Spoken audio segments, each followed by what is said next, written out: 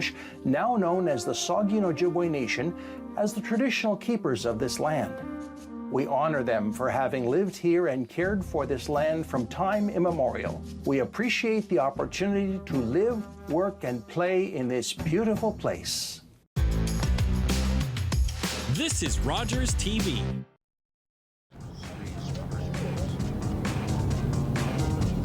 Five is straight from 6. No, I think it's...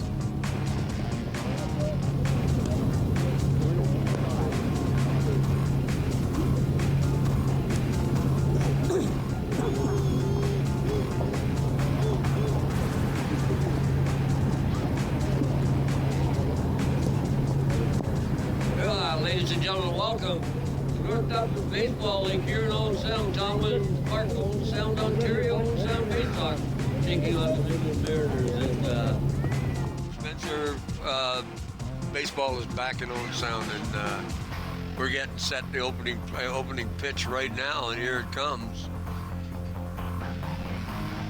On the mound, Nate. There's a pitch right in there for a strike. Dana Saunders at home plate. And I'll get the guy's name correct. I got it written down someplace. Wouldn't want to say it wrong. Alan Marriott. And there's a shot down the foul, 2-0. Kramer's got.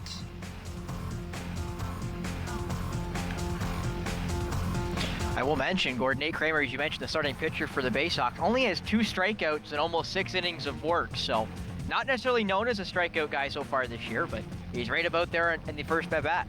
Well, 2 pitches, 2 strikes. That one's in the dirt. A little bit low on the inside. Greg Slater didn't squeeze it, got away on him. Kramer again with the pitch. Inside, takes that count to 2-2. Of course, the Baysox, of course, here in Owen Sound, playing at Tom Williams Park, and one of the nicest facilities in northwestern Ontario, and looks like in great shape. Got it all set. There's the pitch, 3rd ball. So now he's taking it to a full count. Gotten this bat a little away from him here, Gord. A little bit away from him. He's had 2 strikes. He's now thrown 3 straight balls. Fouled it off. That ball looked a little inside while he kind of pulled it foul, so you might wonder if he'll try to go outside now to try to make him go over top of it. Well, I thought he would sit on it because of full count, but he didn't. He took a cut at it and fouled it off. Kramer with the pitch. It's out of the strike zone, loses him after having 2 strikes on him. And that's not exactly what you want to do. Jason Heinsohn heads down to first base. I will mention, Gord, that's Kramer's first walk of the year. In almost 6 innings of work. Only 2 games, but still, that is his first walk allowed this season. Very effective pitcher. One of these guys is going to play a little slow ball here, small ball, and try and get the. Greg Slater still has one of the best arms in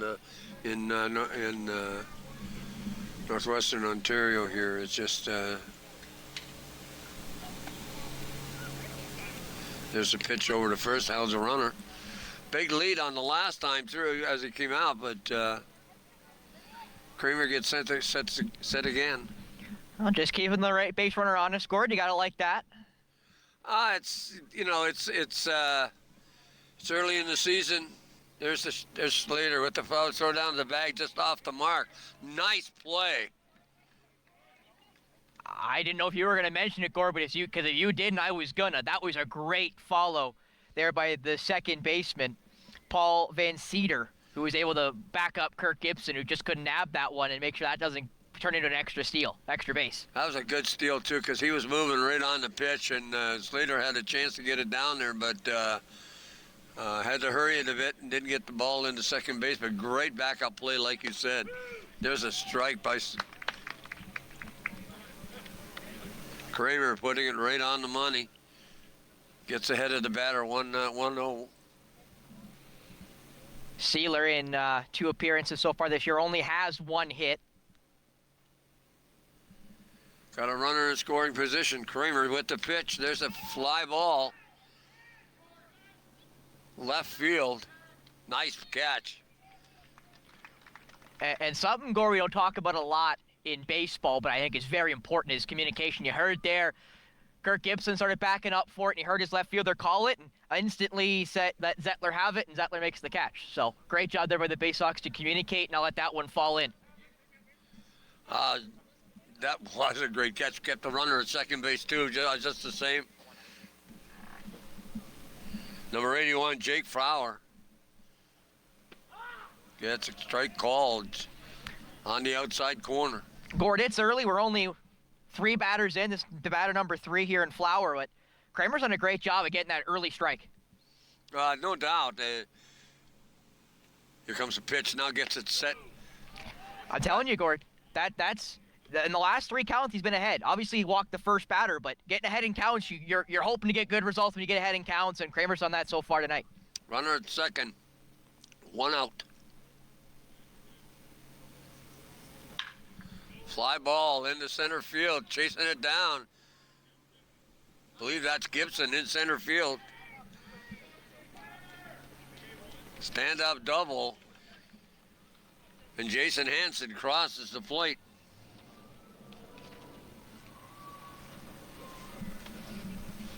That's Flowers' first double of the year with the RBI to boot. So early lead there for Midland. Had an account, 2 strikes, and gives up the long ball into center field.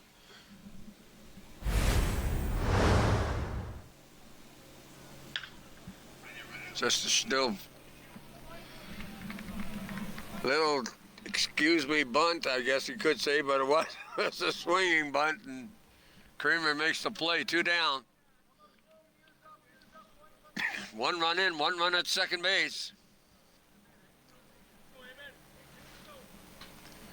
Eamon Chiado at the plate.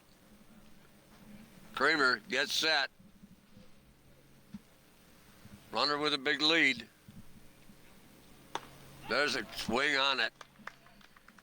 And number 27 just takes it right around, misses that ball completely, and we got a strike on him again. There he's up on him again. Got 1 strike. Kramer sets. Delivers, fouled off, strike 2. That one had some bite. You saw the perfect camera angle there. That ball started up high and it started going down, and he just able to make contact on it, just able to foul it opposite field, but that's a hard pitch to make contact on. Chiado, set. There's the bite. Strike 3. Dana Saunders, make sure you heard that one. Kramer gave up an early walk, and then that double caused a run to happen. But he's only down 1-0 early here in the game, and of course coming up to bat is Ryan Bartley will lead off, and Ryan McNeil and Kirk Gibson 1, 2, 3 to start this bottom of the first inning, and that's. Ryan Bartley is probably one of the best leadoff hitters in the league. I don't think I can disagree with that. I will quickly mention, though, Nate Kramer, his 3rd K of the season to end the first inning. Again, we mentioned it, kept getting ahead in counts, did Nate Kramer. And again, when you get ahead in counts, you give yourself a position to succeed. You give your team a position to succeed because the batter now has to expand the strike zone because they don't want to see that 3rd strike, which just happened there on that last at bat. There's not a worse feeling in the world, Gord, having 2 strikes and let that ball go by and you hear strike 3. not a worse feeling in the world. Well, it happened to me lots when I played. I walked a lot, so I was luckily usually the kid who walked to first base a lot because I couldn't hit a lick. I could field pretty good, but I couldn't hit a lick. And there is, and actually it's the Midland batting order. As you can see up there, we saw Hansen get the leadoff walk and able to score on the Flower double, his first double of the season. And as you also see there, Flower's the pitcher. So, I mean, you got to love Gore when your pitcher can hit pretty well. And again, his first double of the year was one of their top hitters coming into the game. He's, from quick count, he's 3rd in average coming into it. So you got to love when the pitcher's giving you some offense. Well, that's true, but you being senior A ball, the pitcher, and it could be always sometimes your best ball player, and this kid probably could play a number of positions, but right now he's rolling the pitches. I will mention, as you see on the screen there, the Baysox lineup. You mentioned Gord, Bartley, McNeil, and Gibson are the 1-2-3s, and you got the cleanup Brian Post, who's led the league in home runs a couple of times. Last year tied for it with 6, so obviously got some pop in this Baysox lineup. But I will mention, you see there in that 6 hole is Jesse Biddle. Biddle has the only home run this season so far for the Baysox. And I also will mention, I went to high school with him. He's a couple years younger than me, but he and I both went to St. Mary's during the same time. So I got to watch him play some junior basketball at St. Mary's as a statistician myself. So you were at St. Mary's for 7 years. No, thank goodness I only did take it for 4. I went for 4 years and a day. 4 years and 1 day. I went 1 day of the victory lap, and I said, you know what? I'm good, guys. I'm going to go work. Oh, it's good for you. But that's a great school to be at anyway. Good sports history and great football team, too. Here comes the first pitch. A little bit high and outside. Ryan Bartley at the plate. Here's the pitch. Inside. Ball 2. You mentioned Bartley, one of the best leadoff hitters. He's hitting right now over 511 at-bats. He's already got 6 hits and a double. There's a pitch called strike right in, just on the outside corner.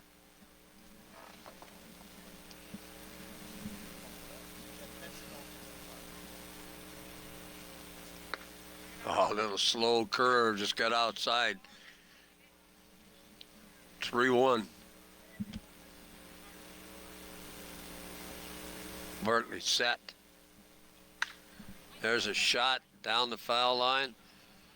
Well, that got around on that quick, but that was down the left field line, and for a left-handed hitter, it's a little late on that cut. Both leadoff batters got to full counts.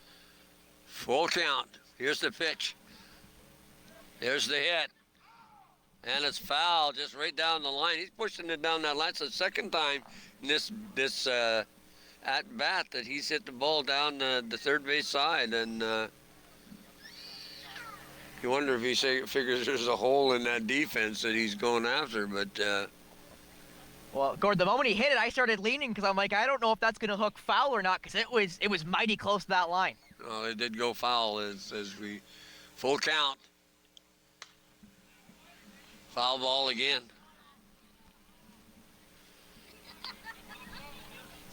I remember one year coaching baseball here and come up to the ball diamond and it fouled off, went through my windshield. So I park way away now from.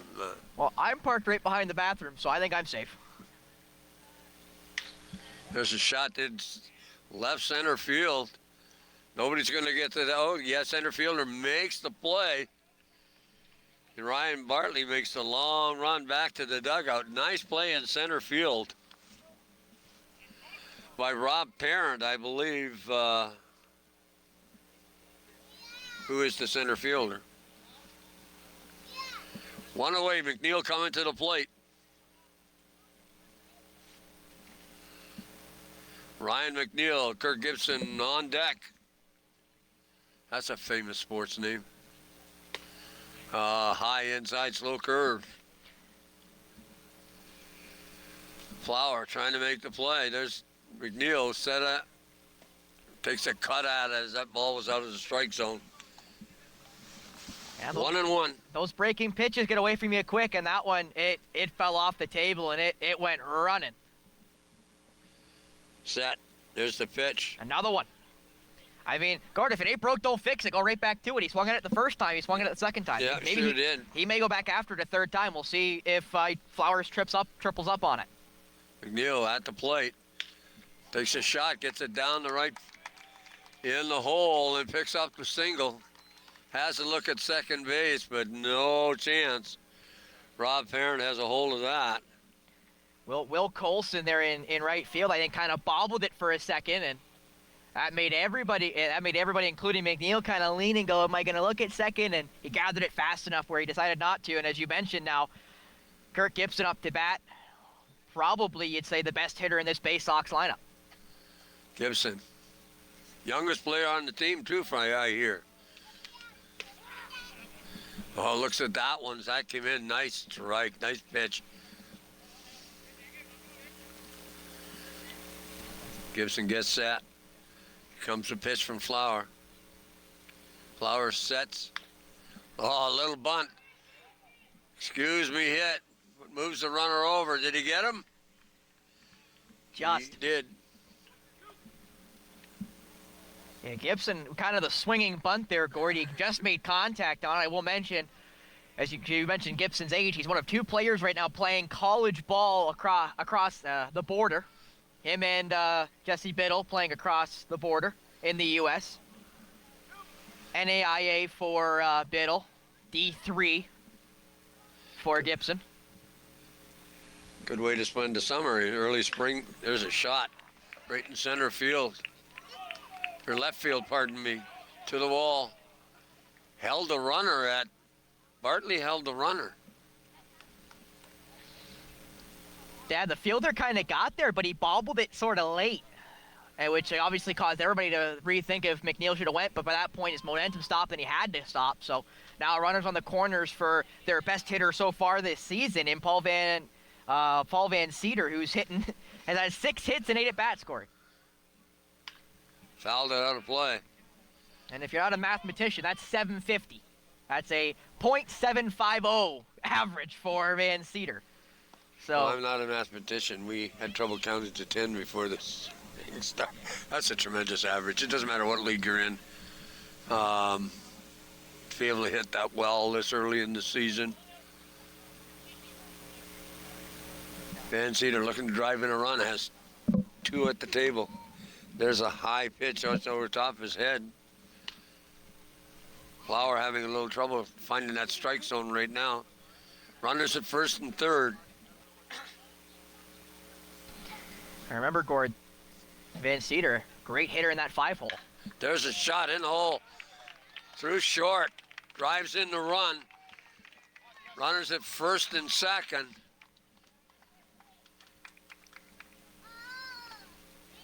As number 7, Ryan McNeil, crosses the plate. Biddle coming to the plate. That's the one of the ball players you talked about playing in the U.S., so it's... Yep, plays for Spring. Well, I can't remember the name. I should know. I follow him on Instagram because, again, he and I went to school together at Spring Arbor University in Michigan, NAIA. Is that Tier 2 or Tier 1? It is actually like, how do I explain it? It's just below, I believe, D3 level. But it's still a very high level because there's so many levels in the U.S. because of all the universities and all the colleges. Like Owen's Community College is where Gibson plays, which is technically D3. And then NAIA, I believe, is just below that. Biddle gets set. Flower. Got a slow curve just come in across the plate. Biddle looked at it and didn't bite. You saw it, though. He kind of liked it. He kind of fainted at it, but decided better of it, and it just caught the inside part of the plate. There's a shot. And he ground ball, or pardon me, the fly ball just jumped in front of him, and bases are loaded. Yeah, the bases are juiced for Waylon Wilson, the DH tonight for the Baysox.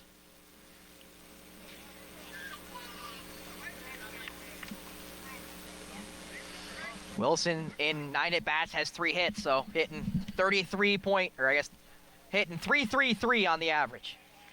Pitch delivered by Flower was low, and staying off it at that point in time was Wilson. Bases loaded. Wilson, 2 out. There's a shot through the center, gonna go through in the hole. Picked up by the short, can't make a play on a run, scores. No, Gord, it was actually a quick flip, and they did get him at second base, so they will end the inning, which is unlucky for the Baysox there, Gord, to get the bases loaded and not be able to capitalize on it, but still, regardless of that, that's a great start to the game. Well, You're the able other to- side of it too is they came back. They dropped that run in the first the first inning, came back and at least got that back. So now we're back to even Steven again. That was a good inning at the plate by the Baysox. And you're right. It's unfortunate they weren't capital. I thought that they'd missed the play at second base. I guess they're gonna have to get new glasses.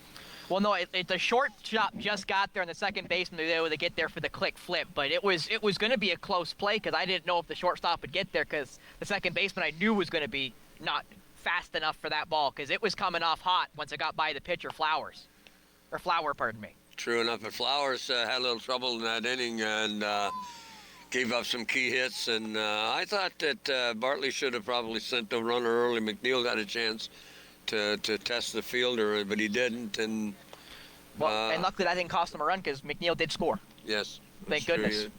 I thought he'd be a little more aggressive on the base pass, but one run came in. It's a long game. They're going to It play is 7 early. innings, and it will. Had a beautiful night here at Tom Williams. Spent a few up here playing with and just living around the corner. And when the lights are on, you know that there's some good things are happening. And I'm looking back behind us, and we got a crowd at this game this evening, and which is kind of cool as the friends and family are showing up. People watching this on TV. The Baysox are gonna be playing up here all summer long, and they would love to have you in the stands and get a little bit of stuff. So if you see it, watching it on TV, this is a great ball. That it is. Colson at the plate. There's a shot down the left field line. Can't get to it. It's foul. And it's just foul, Gord. Again, we're talking about them all hooking the ball. If they're either pulling it or pushing it, regardless. They keep sending it down that third base line, and that one was mighty close. You don't have a good angle at that foul pole, but that one was mighty close. All of the Baysox were waiting for that one to land, and it just couldn't find the white paint. Well, that was those are the kinds of things. You get a better angle at it than I do because I got blocked a little bit by the fence and I couldn't quite see. There's a pop fly. Slater's got his beat on it. Slater's calling it. Nope, actually third baseman.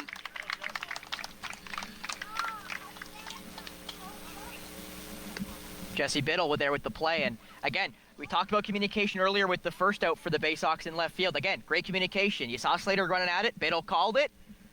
Slater let him get it, and Biddle's able to make the play.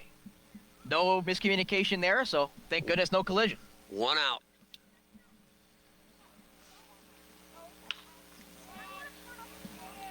Another fly ball, infield fly. Taken by the first baseman. Post with a good nab, but he had a lot of backups there. Every infielder came in for that one, which would be Gibson, Biddle, and Van Cedar. I think Post is at first base. Yes, he is. He made that play, so.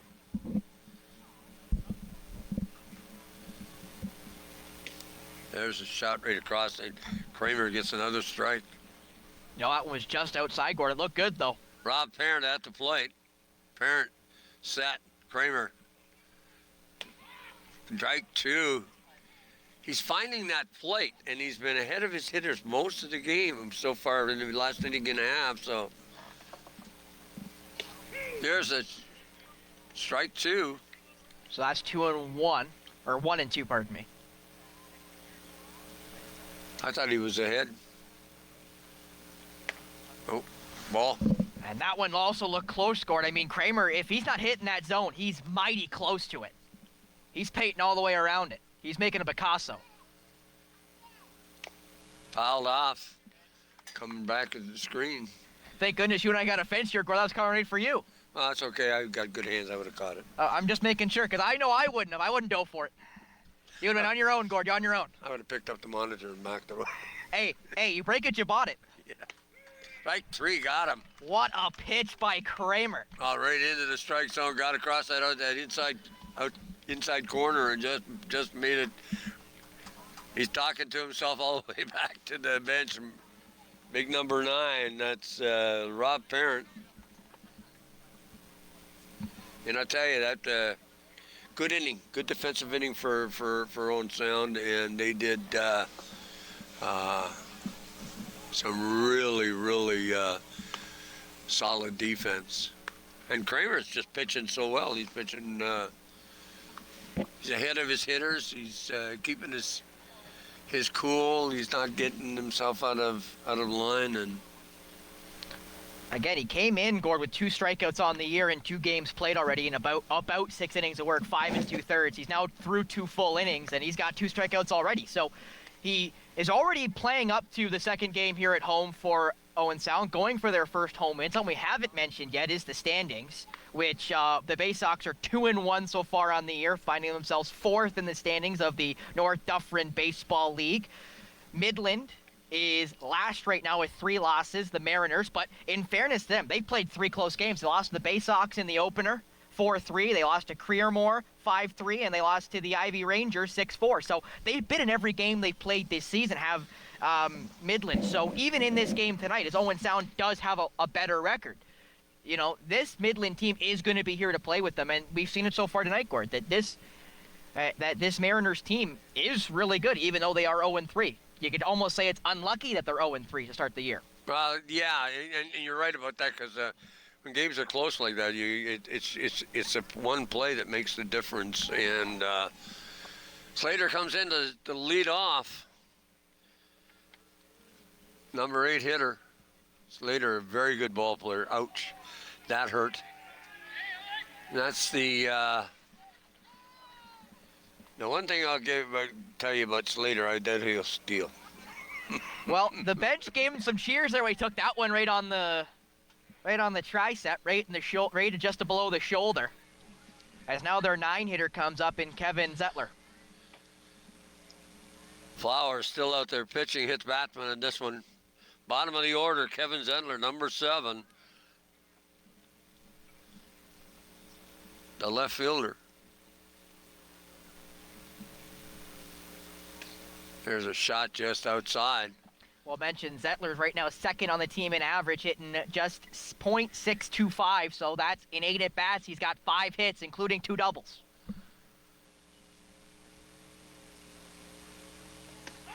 Got a strike call. Home plate umpire Dana Saunders has been doing baseball for a long time and one of the best officials in Owen Sound and the 2 counties, Curry and Bruce. So little bunt. Going to get the runner easy at first base as then Zettler moves over Greg Slater and gets the runner in scoring position. Productive out. That's what we call that. Productive out. Obviously, you don't want to be out, but if you are, you want to advance the runner at the very least, which is exactly what he did there. So, Ryan Bartley coming to the plate. And now, Gord, with the 9 hitter being out, you're back to Ryan Bartley, the leadoff hitter who you mentioned earlier, is one of the better leadoff hitters right now in the NDBL. Well, he's always been a good leadoff hitter. Watched him last year in a couple of Baysox games, and can be able to put that bat on the ball quite nicely, and very sound defensively too. Flowers gets set, has a look. Kagi makes the play, catches that, but it's outside. Count goes to 1-1.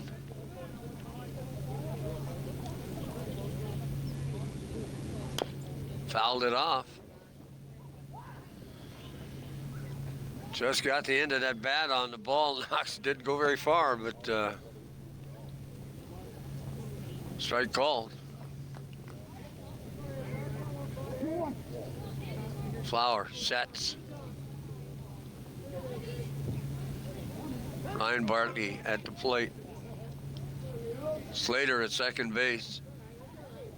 Runner in scoring position. He took a big lead off there. Got everybody looking at him. I'm surprised that strike.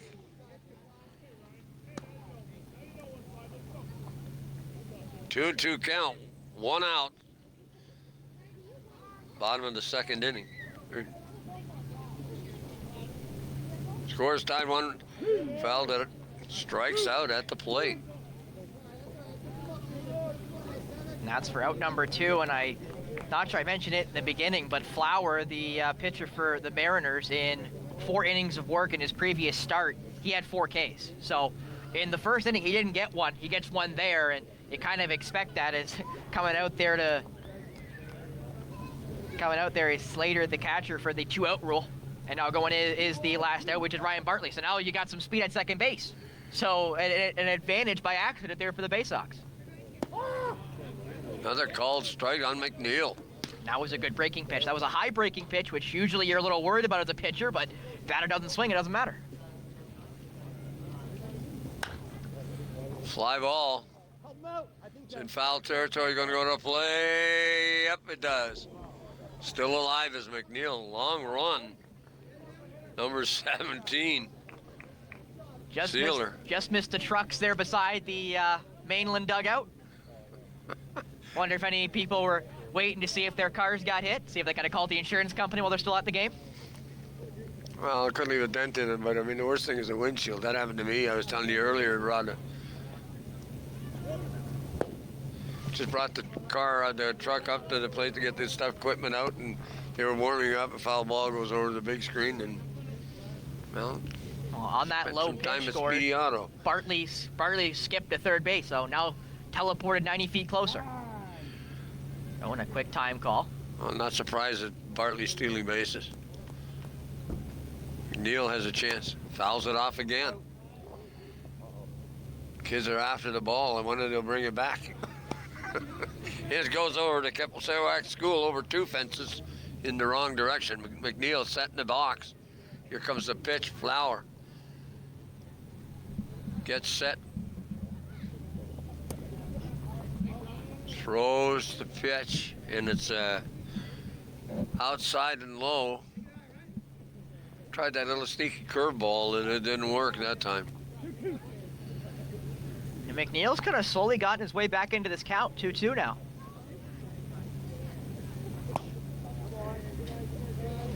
And now we've got a full count. And again, McNeil was, you almost say dead to rights with 2 strikes and a couple foul balls, but now all of a sudden he's 1 pitch away from getting on base. Fouled off a couple. Got the walk after being behind a bit. Good at bat by McNeil. And now they're gonna have a little conversation. There is Van Green, the catcher, and their pitcher, Jake Flowers. Probably a good idea when you got Kirk Gibson coming up, who hasn't hit well to start off this year. In only 2 games, he's got 1 hit and 6 at-bats, make that 1 hit and 7 at-bats as he got out in the last inning. But, again, you got to think it's going to come good for Kirk Gibson, who hit over 300 in D3 ball this year for Owens Community College. Well, he's due. There's no doubt about that. There's the shot to center field. And it's going to land on the ground, and it's going to get some green. 2 runs are going to score. Gibson gets to second base, and it's amazing. You're talking about it, his lack of offense, and all of a sudden, boom, he's on like it. He was due almost. So. Well, he's got 2 hits scored and 2 doubles. So when Kirk hits the ball, there's pop on that bat. Well, it's dead center field too. That's a long hit in this ballpark. And now what's great, Gord, is you go from Kirk Gibson, who's got some pop, to the guy who's led the NDBL a couple of times in home runs, in Brian Post. Post looks at a pitch. Called the ball.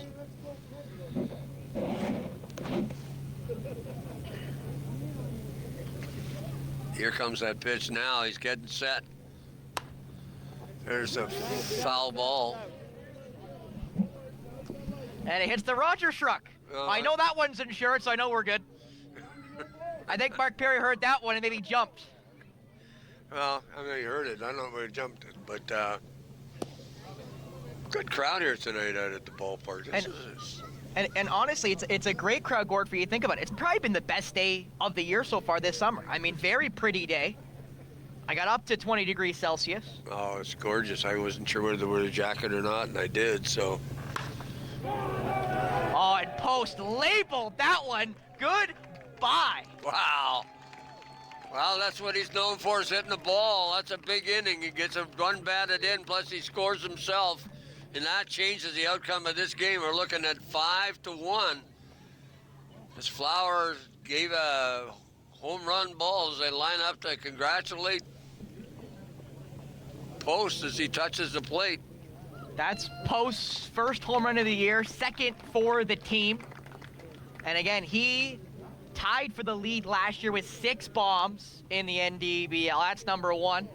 And I hate taking that call from you, Gord, on the home run of the game, but I had to take it because I watched him hit it, and everyone kind of watched it and went, oh, well, I know that one's gone. If the fielder's just going to let that one go.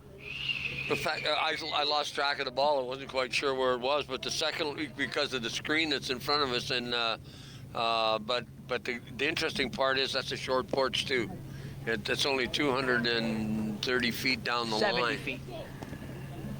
270 feet, so that's short compared to the other side. And that thing was long gone.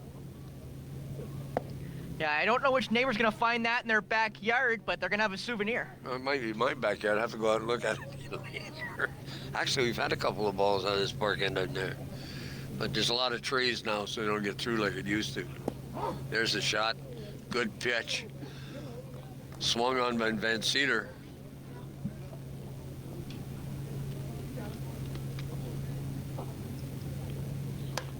Foul ball. Out of play. You saw there, though, Flowers is really relying on those breaking pitches, and he's kind of struggled at times getting the ball placed. Because, again, breaking pitches are great if you can locate. If you're not able to get that location right, you're almost giving them, I'll say, a free ball to hit, like Post. You leave that ball a little too high in the zone, they're just going to kill it. So you got to keep them low. Those are where you want to put them. It's just a little bit too low, and it's a ball. Flowers. There's a shot right into the hole. There's it short. Plato first, got it.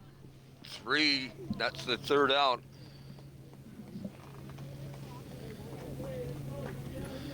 Good play there by Nick Boyd as he picked that ball up and get it off the first. That was a tough inning for the Mariners, who gave up gave up 4 runs, and of course that big blast by Post as he put it over the fence. And I said I lost sight of the ball, but I'll tell you, I should have known it was out by the sound of the bat. Well, Gord, I also have to mention, that was all done with 2 outs. I know it's kind of hard to think it was all done with 2 outs, but I can say that confidently because Slater was at second base and got subbed out for Bartley, who had gotten out. So Bartley, the leadoff hitter, was on second base for when Kirk Gibson hit that 2-run RBI after McNeil. As you'll see there coming up is the defense. You see Bartley in center field. Kevin Zettler in left field and Ryan McNeil playing in right field. Kirk Gibson at shortstop. Jesse Biddle at third base. Paul Van Cedar at second. Brian Post anchors first base. And, of course, Greg Slater, the veteran. It's hard to say. I coached that kid years and years ago, and he's still playing. And Kramer on the mound. So Kramer has been fairly accurate with his pitches and is actually striking out more this game than he has all season. So tied the season high. 2 coming in tonight. He's got 2 already in 2 innings of work. And you mentioned it, Gord. He looks great. He's looked great. He obviously doesn't have to hit, which may be an advantage. Flower does have to hit for Midland. I guess the only problem with that is Flower's been a great hitter for him, so you want him in the lineup, kind of like Shohei Ohtani. If he can rake, you put him in the lineup. But when Kramer can only have to focus on pitching, he's looked really good tonight. Well, yeah, he has, and they've got some depth on this Baysox team, so makes a difference. There's a shot right in on the money, and Boyd just come around on it swinging, looking for more than there was there. Kramer gets set, high and outside, mixing it up pretty good.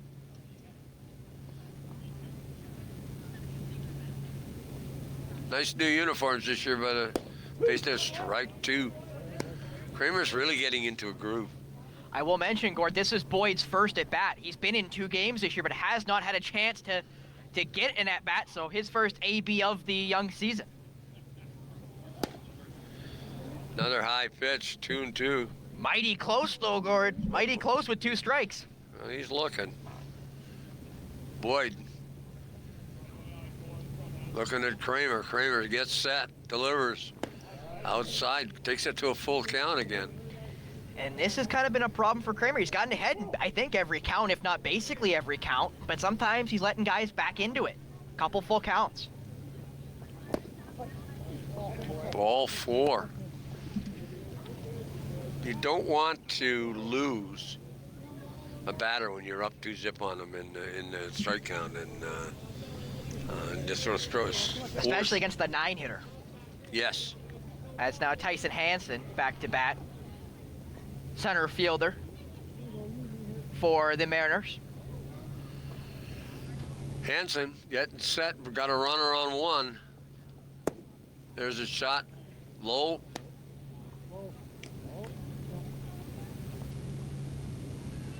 Kramer's thrown 4 straight balls, so he's...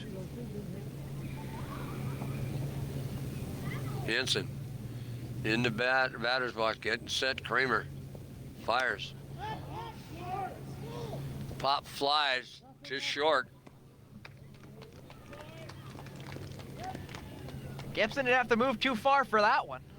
No, and got to look at that pretty good. Took about 3 steps to his left and went, I think that one's mine. Nice play. Still runners on first, 1 out.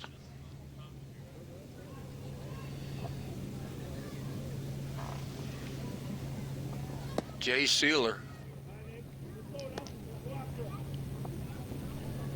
Number 17.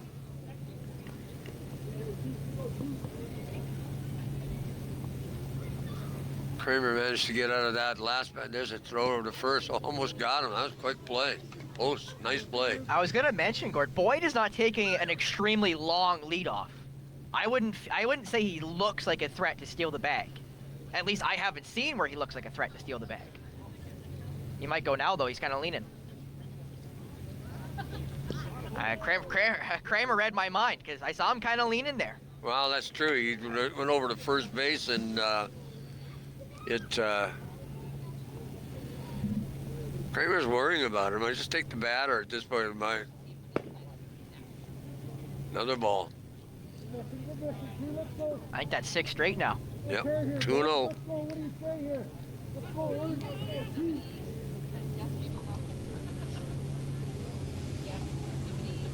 Kramer's pitch. Outside again. I'm surprised that Slater doesn't go out to talk to him, but he hasn't yet. So. Well, he kind of took a little bit of a wait there to throw that one back. Just trying to let Kramer reset by himself. I assume if he walks this one, Gord, you'll get that catcher-pitcher conversation between Slater and Kramer. There's the strike pitch.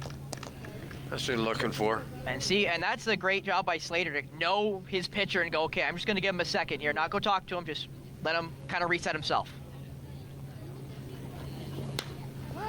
Fly ball. Oh, there you were talking about earlier about communication. You were looking at that particular play, Gibson playing shortstop, and he heard the left fielder call for it and make the play, so 2 out. So that was a great play by Zettler, you know, to call that, get the out. Like you said earlier, communication is so key. Especially in the outfield. When the outfielder's coming to play a ball that the shortstop or second baseman think they can play. Another ground ball out to center field. Good charge, though, by Bartley. Sorry to interrupt you, Gord, but that's a great charge by Bartley because you could have thought that Boyd was a threat in the base paths. Leads to Kramer, he thought he was a threat, and he doesn't get any more than just 1 bag, so you still have an out at everywhere except for home. Well, that's heads-up play, and they're chasing that ball down. I thought it was kind of slow once it got out there, and I thought so too. So the ball, not Bartley, but he had to get him in and make a nice play, keep the runners. They are in scoring position, but like you said, didn't get him that advantage to third base on that hit. Kagi at the plate. Big kid. He looks like he could pound it out of this ballpark without too much trouble if he gets the chance. Yeah, Bengeni, 7 hits and 12 at-bats, leading the Mariners in average at 5.583. But he has no extra base hits, no second, no doubles, triples, or homers in. Ooh. But a time call just as Kramer went to release it, so that pitch doesn't count. Who called time? The back plate umpire called it. I'm not sure if Van Geen called it just before Kramer was set, but I am surprised at that one.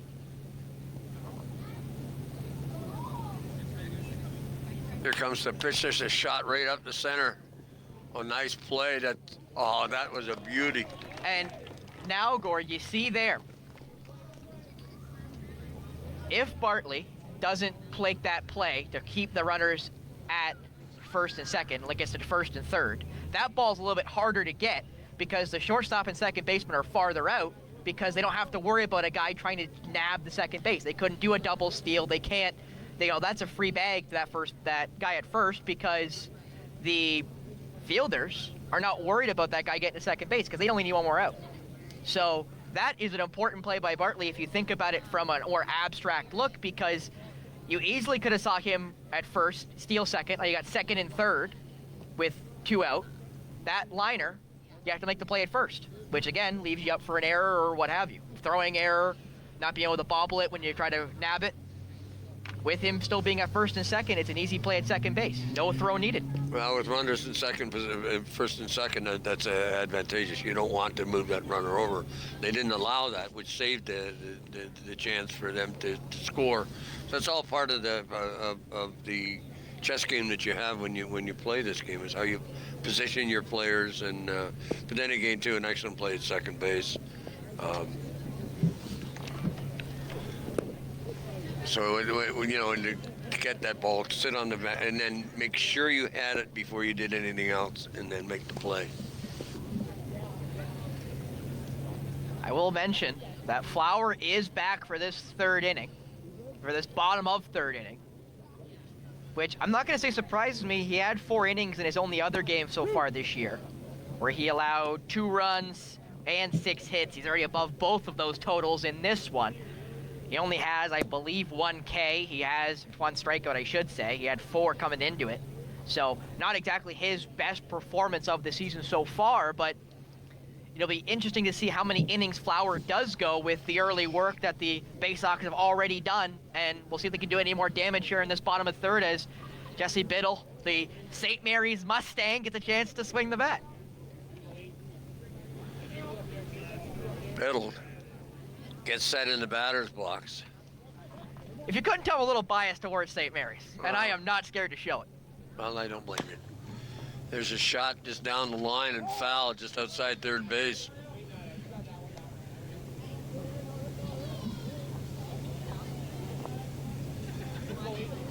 Well, question I have, does St. Mary's have a baseball program? Yes, we do. Yes, we do. And we're actually, from what I remember, a pretty good ball team. Well, it surprised me. Good sports school. Was when I was there, for sure. Good football team, too, so. I think all 4 years of my high school career, we won the BAA championship, our locals, and basketball teams, senior girls and boys, won BAAs in my grade 12 year. There's a shot right back to Flower. Flower has no problem throwing Biddle out down the line at first base. The Steelers just squeezed it. We've got their first out here in the third, and that is key too, because I mean they didn't want to give up any more runs this evening. You're looking at your score 5-1. They don't want to make this a blowout. They want to shut down Owen Sound's offense right now. And well, the most runs they've allowed, Gord, this year is 6. They've allowed 6 runs in a 6-4 loss. Their most recent loss to the Ivy Rangers. So they have not allowed that many runs this year. So already have allowed 5 in 2 innings is kind of uncharacteristic so far this year for the Mariners. There's a shot to third base, long throw over. He makes the play. He dropped it. Is that going to be safe? Looks like it. There was contact between Waylon Wilson and the first baseman, who I believe is Jay Sealer. Well, Sealer... But it looked like he bobbled it before they made contact, which is why Wilson's safe. Well, that's what they've got to avoid is that sealer. Unfortunately, that was. I'm surprised. I thought they wouldn't allow that, but I guess if he dropped it, he probably dropped it. There's the shot, Slater. Gonna make the play at first. No chance to get the double. Hey, great. You mentioned Greg Slater not going to steal a bag. That's a great job beating out that double play and making it a fielder's choice. Greg Slater's a good ball player. And now they're going to switch Waylon Wilson and Slater, so Slater will have to go rerun the bags, and Slater will take his jog to go get some catcher equipment on. Well, I think that's a great rule. It keeps the game moving, and instead of having to take 50, that extra 3 or 4 minutes to get the equipment on, and. Well, I mean, just poor Waylon Wilson. I mean, he's running 90 feet. Now he's got to run back 90 feet to run 90 more feet. Well, that's a lot of feet. He's in shape. So I don't think that's such a big deal. A lot of firepower on this Baysox team. They're going to Flowers an easy throw over to one. I will mention, though, Gordon, that first play by Flower. That was a great play. Normally, sometimes pitchers have a little bit of trouble playing the field, but that was calm, cool, and collected by Jake Flower on that first out. As the 9-hitter for the Baysox is up in Zettler. Fouled off, and Zettler had a chance to try to get that into play. 2 out, 3rd inning. Runners at first.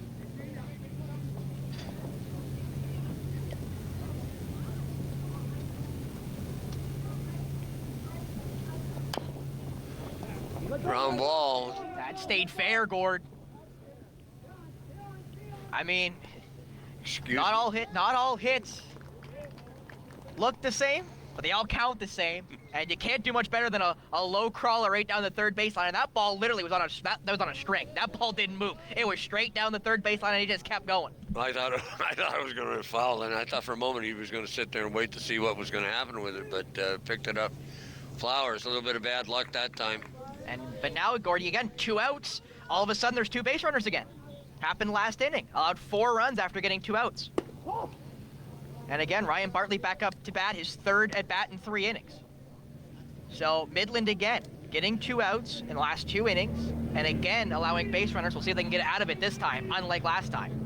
Bartley, he gets the shot to center field, to right field. Nice play. That ends the inning.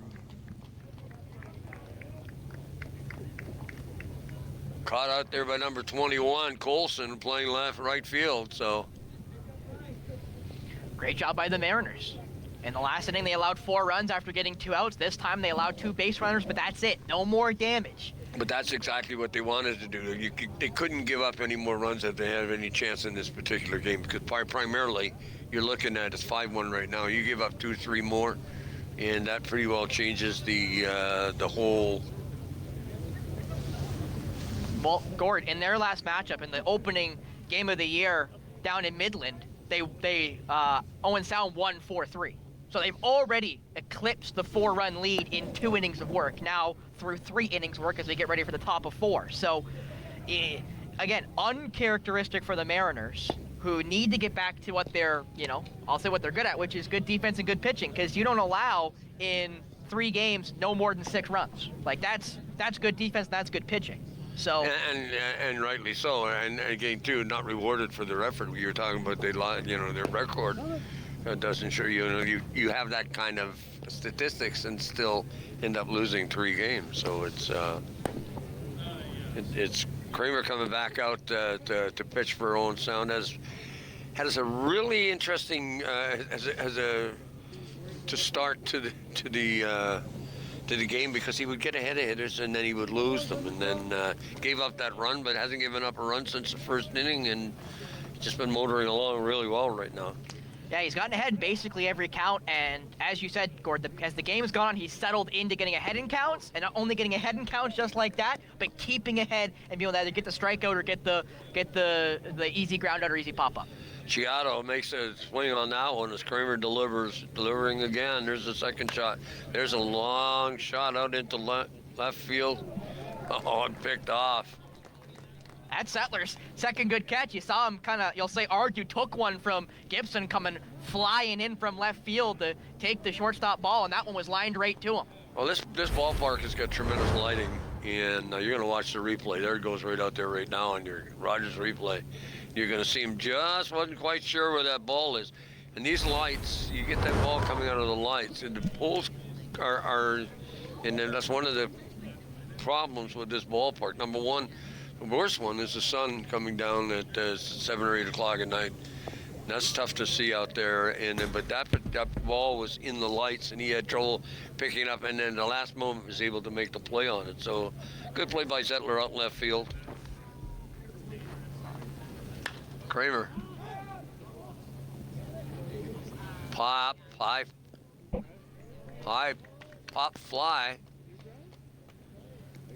Van Cedar made the play, and again, Kramer got the strike one call. Second pitch, lands right on top of home plate. It skips about 20 feet in the air towards the big screen protecting you and I.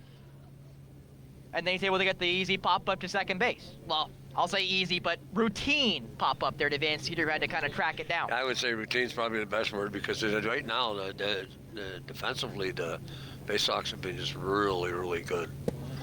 Slow curveball.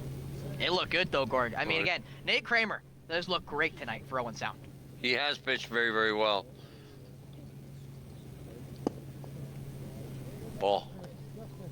See Schleyer shake his head. He thought that was in the strike zone. I thought it was, too. I mean, two close ones, Gord. Yep. Ball 3. Just as we were telling you, he was really motoring along really well. All of a sudden, a little hiccup. Well, this is like the second time in the game where he's gotten away from being ahead in counts and being ahead big in counts. But, got the strike on that pitch, so. And I will mention, Gord, other than that last pitch before that strike, you know, those pitches are in what they call the shadow of the strike zone, which is where you want to be. What a play! Oh, you're right. Van Cedar. Yeah. Little juggling there. I thought I was at the circus. That looked fantastic. Let's see it on Rogers replay. We'll get a good look at it this time. That's like the perfect angle, too, Gord. Oh, my goodness. What a play that was. Van Cedar making a great one. I'm telling you, that's using both hands.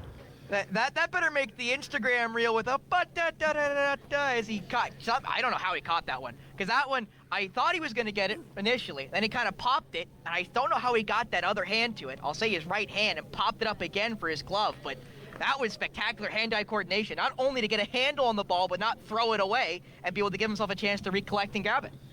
Well, that's kind of real cool. That's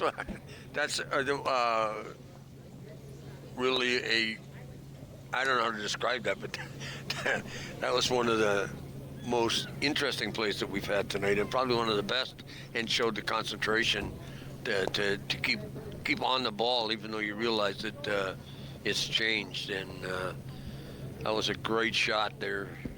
Well, Gord, you mentioned that the Baysox defense has been really good tonight, and I think that is the encapsulation of it. They have been great defensively, and that play is easily been their best and probably will be the best play of the night, because how Van Cedar's able to keep that to himself is amazing. And not only that, how they've continued to do that. Zettler's made a couple good grabs in this game tonight. Gibson's made a couple. Van Cedar made those last 2 outs in the top half of the inning, and now we're back to the bottom. And again, this potent Baysox offense back at it again. Oh. I'm telling you, Waylon Wilson should have waited on that one, because that was low, and he was swinging it there. Well, McNeil went after that. I'll say slider a couple of times. Low and inside, pardon me, and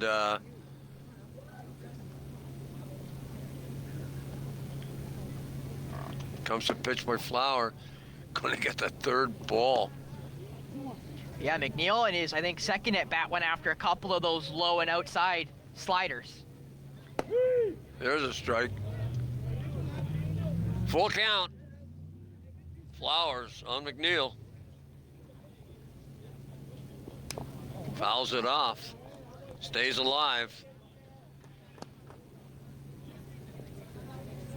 There's quite a mix of veterans and young players with the Baysox this year. You look at some of these young kids that are playing out there.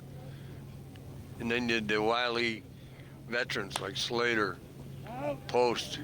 There's a shot down the right field line. Can't get quite to it. Gets out of play. Oh, and it hit something. Somebody's got to go check the truck. I don't hear any car alarms, so I think we're good. Oh, I hope we're good. True enough. Some of these kids are sitting behind, like to watch the game on TV. They stand behind us and watch the monitors. So. It's a fun night at the ballpark. It's great to see the kids here. Flowers delivers. Strike 3 on McNeil as he took a cut at that, and all he found was error. 1 out. Both.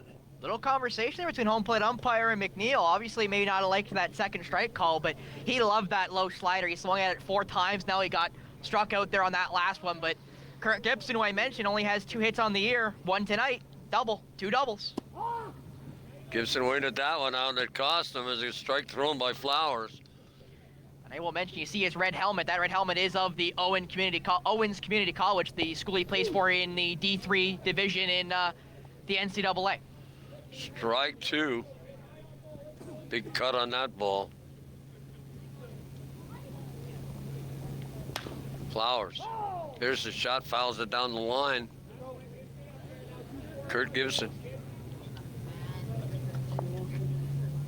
That's a big name in Major League Baseball. I will mention, though, Kurt Gibson last year led the NDBL in batting average and on base percentage. Again, not had a great start to this year. Again, only 2 hits in 3 games, but you know it's going to come eventually, Gord. It's just a matter of when. And again, he has a double tonight. He's 1 for 2 on the day. We'll see if he can get this count back in his favor and try to make it a 2 for 3 day to start off this, I'll say lopsided start for Owen Sound. I guess we're almost midway through the game, you'd say. I'd say so, too. It's 4th inning. Strike 3. I mentioned it earlier, Gord. Flower had 4 strikeouts and 4 innings of work in his first game. He had, I think, only 1 strikeout in the first 3 innings. He's now got 2 in this one, and that, I'll say again, slider, it's getting everybody. And it seems like it's finally getting to work for him. Sometimes he wasn't able to make it break the way he wanted to. He's had a couple really good breaking ones there that have just fallen off the table. Flowers getting set, has 2 out. The bottom here of the 4th inning. But in the last 2 innings, Gord, they've gotten 2 outs and then let base runners on.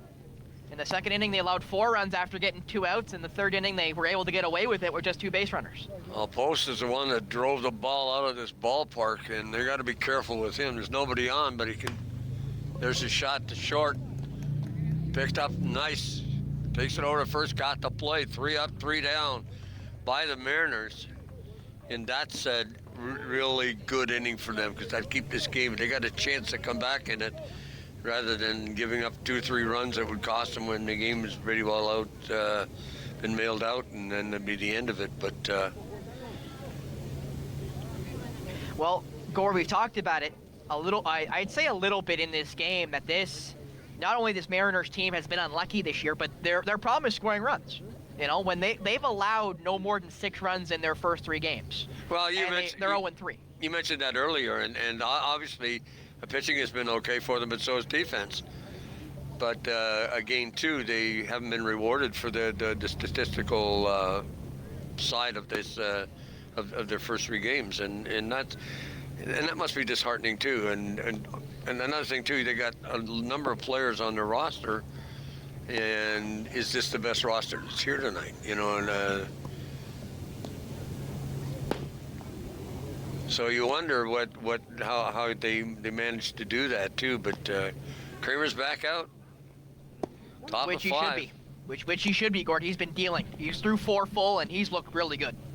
Yep, he has, and I thought he was going to get a little trouble there in the second inning, but he managed to get out of it because he gave up he had number of runners at patterns that he had in check with the early count, and then lost them. But defensively, again, the Baysox have played so well. They haven't made an error, and I shouldn't say that word. Oh no, Gord! What are you trying to curse him for? Not Ball fouled off by Rob Parent.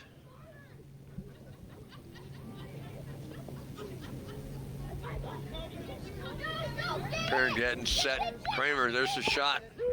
Got a called strike on that. I'm not sure if that's a called strike or if he said Parent went, because he definitely tried to check. I'm just not sure if he checked a little too late. Ball, good fastball. Hear that ball go into the glove of Greg Slater. That was basically the same pitch. Carbon copy of the last one. Parent, set. Kramer delivers. Fouled off his foot. That hurts, you know. Well, you were a catcher, you were saying before the game, Gordon. Yes, I was. Probably definitely not a good catcher as this young man playing out there tonight, that Greg Slater. You saw right there, it's a great block. Oh, Something that's come with all the analytics that's getting into baseball, which you can feel happy or upset about, and it continues to get, I'll say, even more analytical. Blocking's been a big thing that I think is important that analysis is starting to get a hold of, and when you're a great blocking catcher, not only are you stopping runs by stopping guys being able to advance, you're also giving your pitcher a good chance, to attack low in the strike zone, attack the dirt, because then he has confidence that catcher's going to stop it and make sure that nobody gets to advance. It's not that I want to belittle the fact that Greg Slater is a little long in the tooth, but fouled off again. But I'm amazed at the ability to play this position as well as he does at his age and with the knees too. It takes a toll on you, and like you say, he blocks, he throws. He's got still one of the best arms from behind the plate. Just an all-around player and a great teammate too. Little shot to short, picked up, got him. Lucky there for Gibson because he got it, and he kind of had a little bit of problem there with the transfer from hand to glove, but he was able to get it there in the end. And you see him there kind of practicing the transfer because he just couldn't get that ball out of his glove fast enough. But lucky for him, he's got a big enough arm that he didn't really matter in the end. Oh, the neat part about too is the fact that he moved on that ball, was to it in the same motion, was throwing as he picked up. He had a little trouble getting out of the webbing, but he got a gun for an arm too, and he got that to first base with no difficulty whatsoever. Kramer just motoring along here right now, got the runner. I will mention, Gord, this is Dick Boyd, their 9-hitter for Mainland on that called strike. They've only gone through the order now twice. They're waiting to get Hansen up for his third time, who's on deck. The Baysox, already have their third through the order, and they're about halfway through this third run of the order. So, again, it's just showing the offense for the Baysox. But again, that Mainland, even with only one run, have had base runners, have had chances to cash in some runs. They just haven't had, we'll say, the luck. Oh, you're bang on with that assessment. There's no doubt.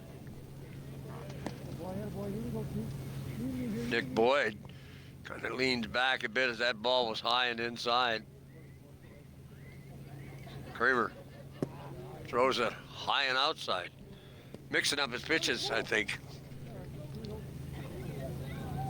But again, too, you wonder whether Bartley's going to come and he just lost him, so Nick Boyd and Hansen's going to come to the plate. This is now their third run through the order, and again, if you look at any analytical sheet, normally the third run through the order is when the damage really starts getting set in. Because normally guys are a little more acclimated to the repertoire, a little more acclimated to the way the pitches look, how they come out of his hand, a little better tracking it, and normally this is where you really see damage being done. Hansen set. Got a strike call from Dana Saunders as Kramer delivered that on the money.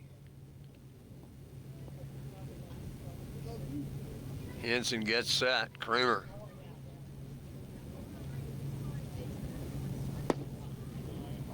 Throws a ball. Waited that a little bit too long, I think. Waiting on the signal.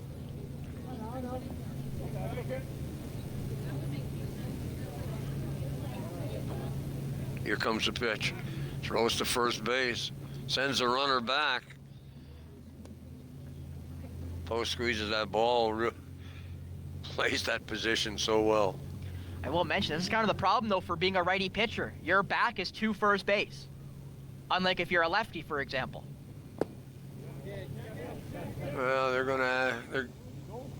gonna check it out, see if he went around. Nope. I thought he did. Oh, I'll say first base umpire. Disagree with you. They asked for a little bit of help, and they said he just held up. That's a couple times now. Kramer's gotten a couple check swings. I thought he was going around that. There's the strike call. Takes the count to 2s. And that was a great pitch again. And good velocity too. Like they bought that fastball, put it in right where it's supposed to be. Hansen. 2-2 count. Runners at first. Kramer getting set to deal. Fly ball. Slater couldn't pick it up, and good chance because nobody actually had trouble finding where that one was, and sometimes in the lights that ball plays havoc with what we're trying to do, but still count 2-2, 1 out. Runner on. Hansen. He just drives it. Biddle after it. And it's out. Oh, Biddle was heading to it.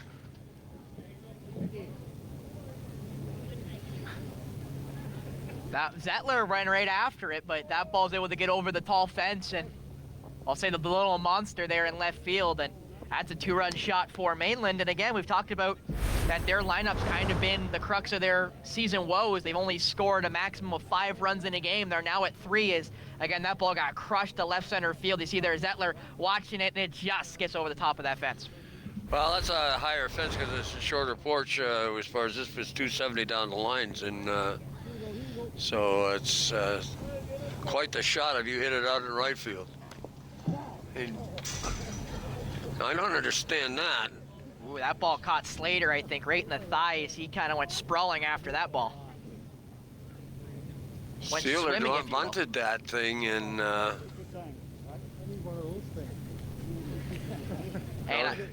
he'll have a bruise tomorrow. I'm not sure you heard that, Gore, but I loved that. The home plate umpire told Slater, take your time. Because, again, that ball kind of caught him in the not padded part, which, again, as you and I can both say, does not feel very nice. There's a reason why they call it a hard ball. Yeah, true enough. Yeah, Dana Saunders is a pretty sharp guy, too. He knew Slater had taken a little bit of a shot, and there's another long drive. Uh-oh. And it's in the center, in the right field. Ball. All of a sudden, Midland's got the bats going. That's Jay Sealer with the double. And now coming up, Jake Flower, one of their better hitters. So this is kind of the meat of the lineup here for Midland in Jake Flower and Matt Van Geen. Well, I don't see Bartley coming out of the box, out of the dugout yet, so I've been wondering if he's going to let Kramer make this, finish out this inning. Try to battle through it. Because this has, again, really been the first real problem. You mentioned in the first, he let up the solo, the 1 run, but, you know, this has kind of been the first real problems we've seen for Nate Kramer tonight. Well, Kramer's getting set to throw that pitch in. He needs one right now. He needs a strike. No, low and away. A little bit of curveball got away. Yeah, and again, Gord, I think in this 5th inning, unlike the previous 4, he hasn't gotten ahead in every count. He hasn't been as consistent hitting the strike zone early. Oh, Ty Flowers went around on that. That was the home run shot. That was a great pitch by Kramer as he got that just in over the plate on the inside and under the bat of Flowers. Kramer looking at it again. Here comes the pitch. Fouls it off by Flowers as he reached out across the plate. I'm not sure if you saw where that hit off the bat there, but that one hit right off the end of the bat and came right towards basically us, right towards the Owen Sound crowd, as if he just became a hopper. As you said, he really had to lean for that one, just to make contact, just to keep the bat going. Well, that was wide. I think that was wide of the plate, so he didn't really have to reach out on it. There's the shot down the line. It's going to be foul. And you watched it too, as you watch Slater lean to the right. I guess it's to his right, and your left on the screen, and trying to pinpoint that pitch, and Flowers just reached out and got it again and fouled it off. Stayed alive. 1 out, 5th inning, bottom. Oh, inside pitch. Good take there by Flower.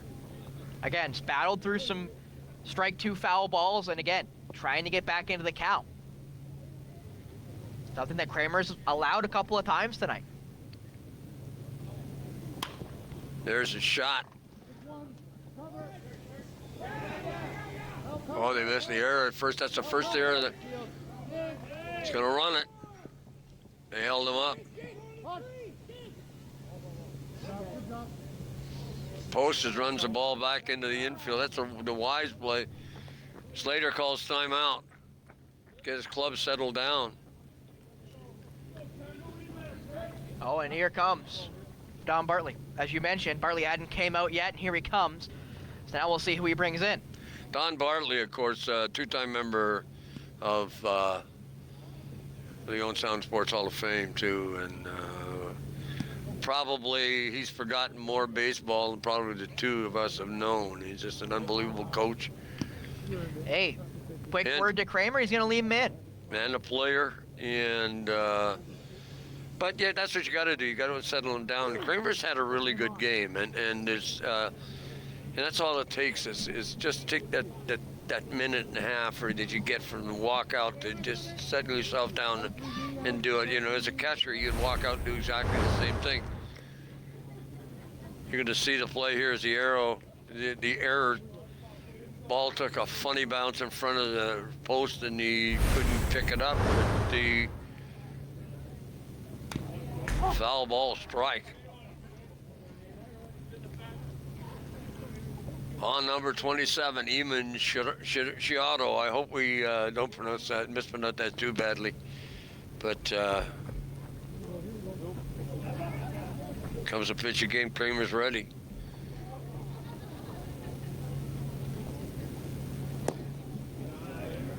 I mean, he's getting him to bite on that outside corner. He just can't get him to come all the way around. Well, he's shaking his head too. Well, because he thinks he's got him because he's feinting at it. He's leaning towards it, but that bat's just not coming around. And one other thing I want to mention here, Gord. This Midland Mariners team, a lot of their guys have called time. I'm not going to say all of them have, but they've called time on Kramer probably 6 or 7 times now, which, again, can get in the pitcher's head, just, making him wait that little bit longer. Kramer's shaking off. I'm watching Slater, and he's flashed the signs. You can watch I'm not sure exactly what, but he's watch position of the ball here. He's pointing. I mean, when you want a certain pitch, Gord, you're waiting for it.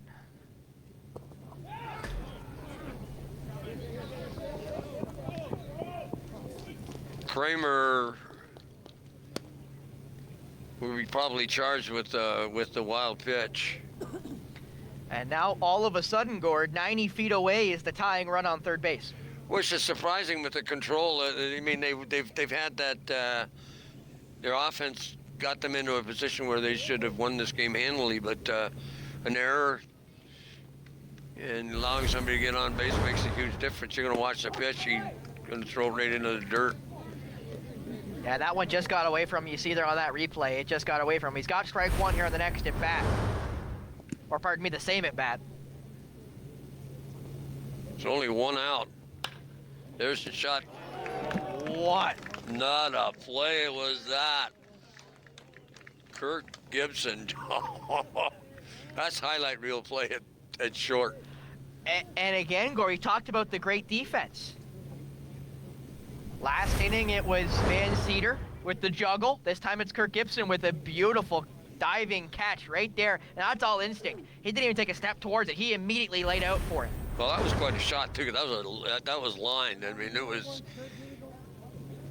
And I will also mention, Gord, he was towards the field. He was not towards outfield. He was towards the infield on that one like a bunt. So he was really close on that one. Colson swings and misses on that pitch. Gets us in the game. Kramer gets ahead of the hitter. Colson, set, Kramer, low, call it. That's a slow curve. Sometimes, Gord, all you need is a little help from your friends called the defense, and all of a sudden, Kramer seems like he's kind of got himself right back into a groove. Ball. I like that pitch. You got 2 strikes, make him try to chase one outside, and now you can come back inside, you can come back low.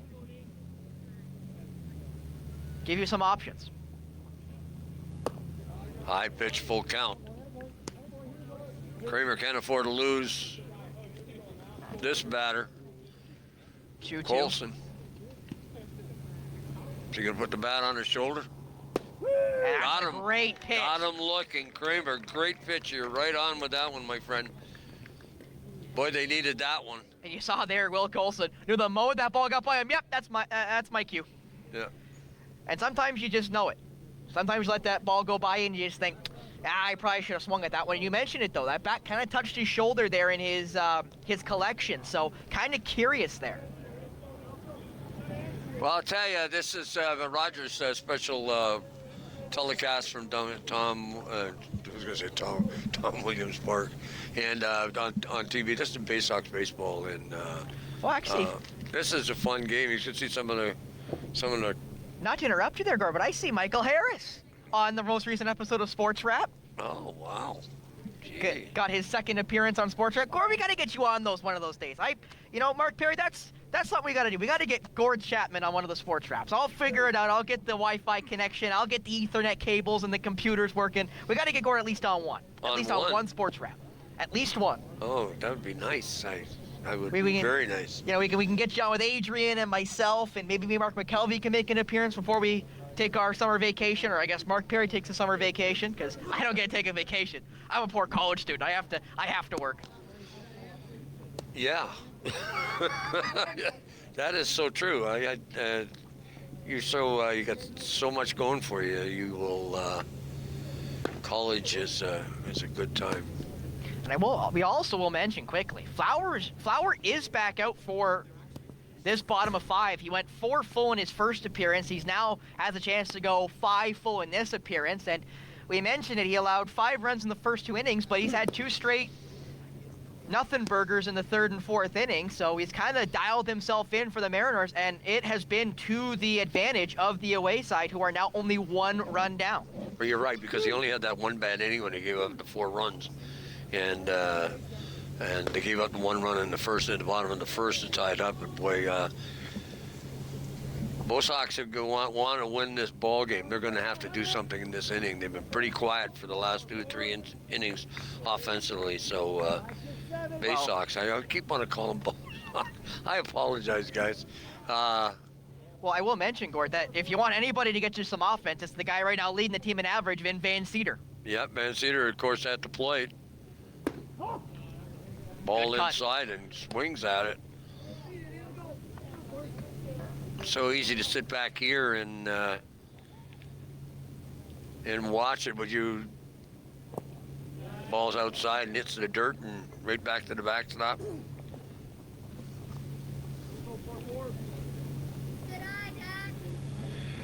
Van Cedar has had a really good early season, and want to get something started. This is the time. Oh, I think he's asking for a new ball. Probably a good call. Something we haven't seen a whole lot tonight is asking for a new ball when that ball hits the dirt and skips away.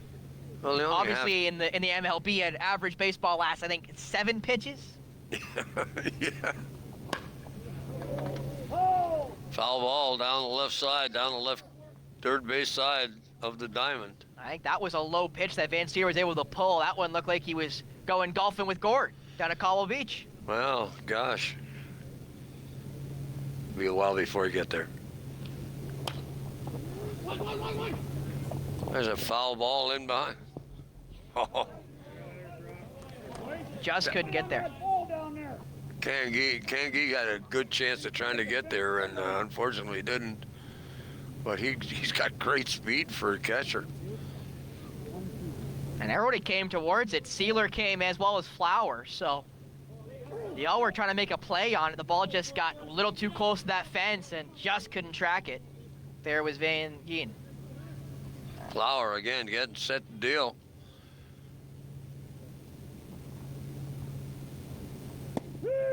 Got him looking. High. I thought that was a curveball, and I thought it wasn't in the strike zone. All of a sudden it dipped down, and I guess it might have been a sinker. So Yeah, a pitch that's taken over the MLBs by storm is that sinker ball, and eventually the high velocity sinker.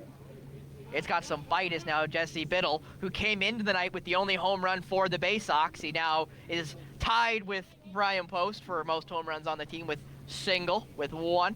So we'll see if Jesse can get himself number 2 on the year. well, right now what they got to do is get a runner on bases so they can manufacture a run to get themselves back out some cushion and pitches inside. I mean, you mentioned it, Gord. Though that ball got some late movement. It looked like it was going to hit Jesse there for a second. Then it kind of came back towards the plate, just didn't have enough bite on it. Another strike call. Basically the same pitch, just the opposite side of the plate. First one went inside, second one goes outside. Flowers has been very effective in moving that ball around inside the strike zone and getting the Baysox to chase pitches that are borderline. So Again, he's settled in. We mentioned he had the bad second inning, and since that second inning, he's really settled in and gotten himself a couple really good innings with some strikeouts to boot. Again, something he's been pretty prolific at so far this year. And there it is. That's what K number 4. He had 4, or K number 5. He had 4 coming in 4 innings of work. Now in 5 innings of almost 5 innings of work, 4 2/3. He's got at least 5 Ks. the interesting part too about that also is that the last 2 strikeouts, both Looking. batters have had their bats on the shoulder. Yeah, both are looking.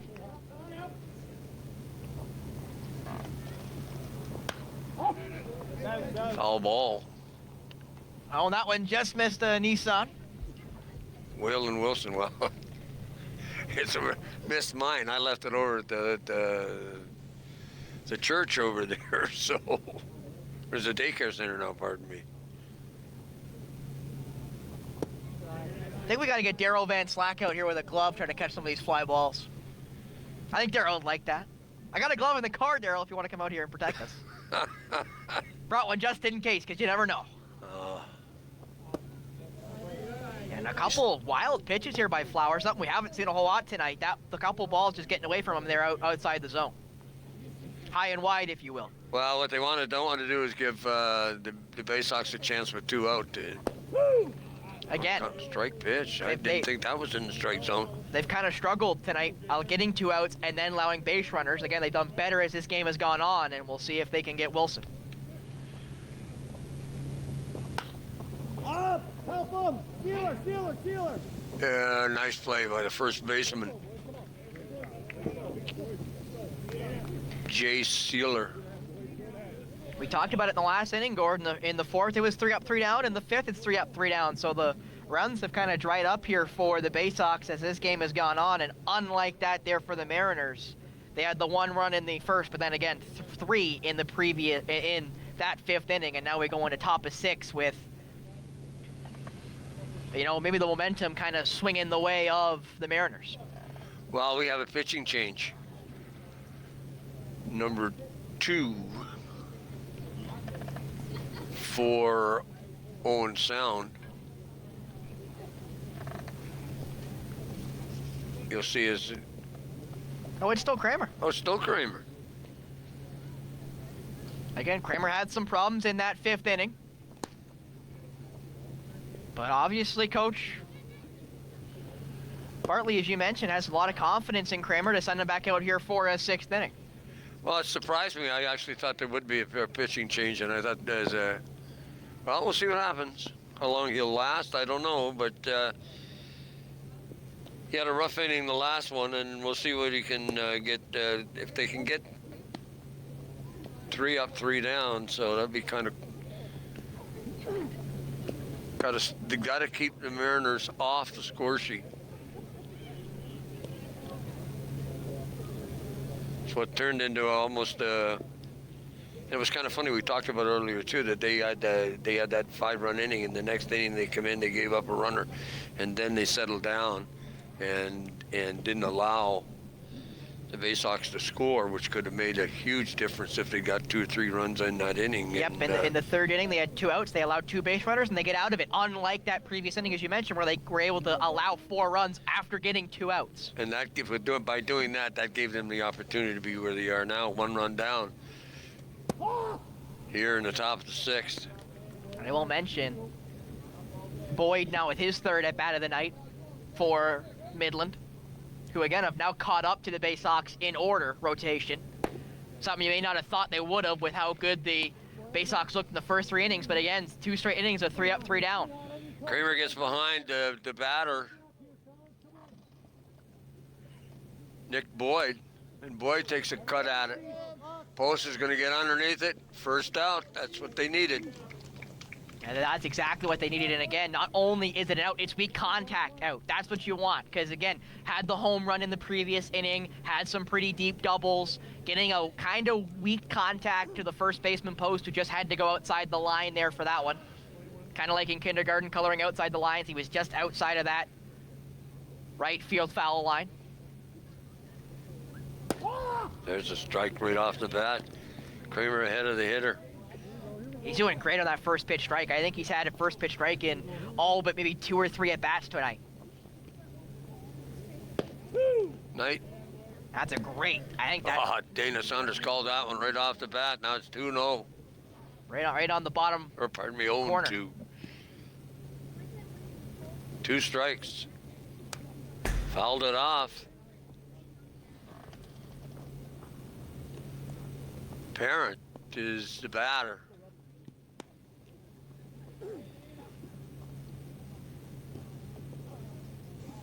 Kramer's still up, 0-2.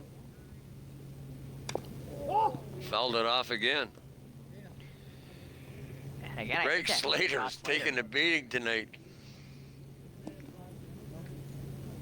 And he's going to take a second here as that one kind of caught him as do a little brush off of the plate there. And you mentioned it, Slater got one earlier. He's now kind of laboring again. And, you know, it is one of the unfortunate realities of being a catcher. You're going to get some nicks, you're going to get some bruises, because that ball comes off hot. And if it hits you not where it's padded, it don't feel nice. Well, I'll tell you one thing, the catchers go through with bruises on their body the whole season, no matter what level you...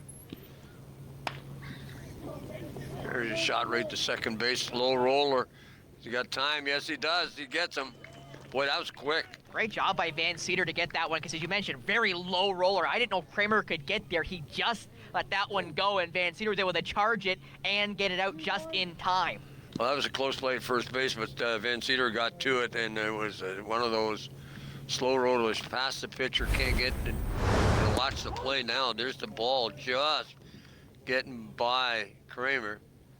And didn't waste any time. Boy, he released that. That wasn't even a full arm throw. Just snapped his wrist. And a quick transfer, too, which is important again, Gordon. You got to get that quick transfer to be able to get that ball out. And again, he had no time to wait. He had to make sure to get that ball out, as you mentioned, with the half-arm throw.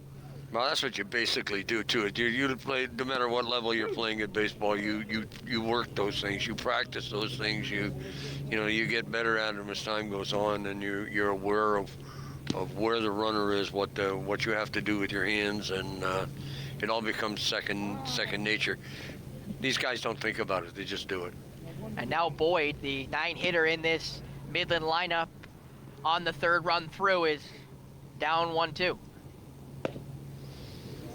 Make that tie 2-2 in the count. Pitch that ball just got outside. You can see it just break a little bit at the plate, and there's a shot. Caught it.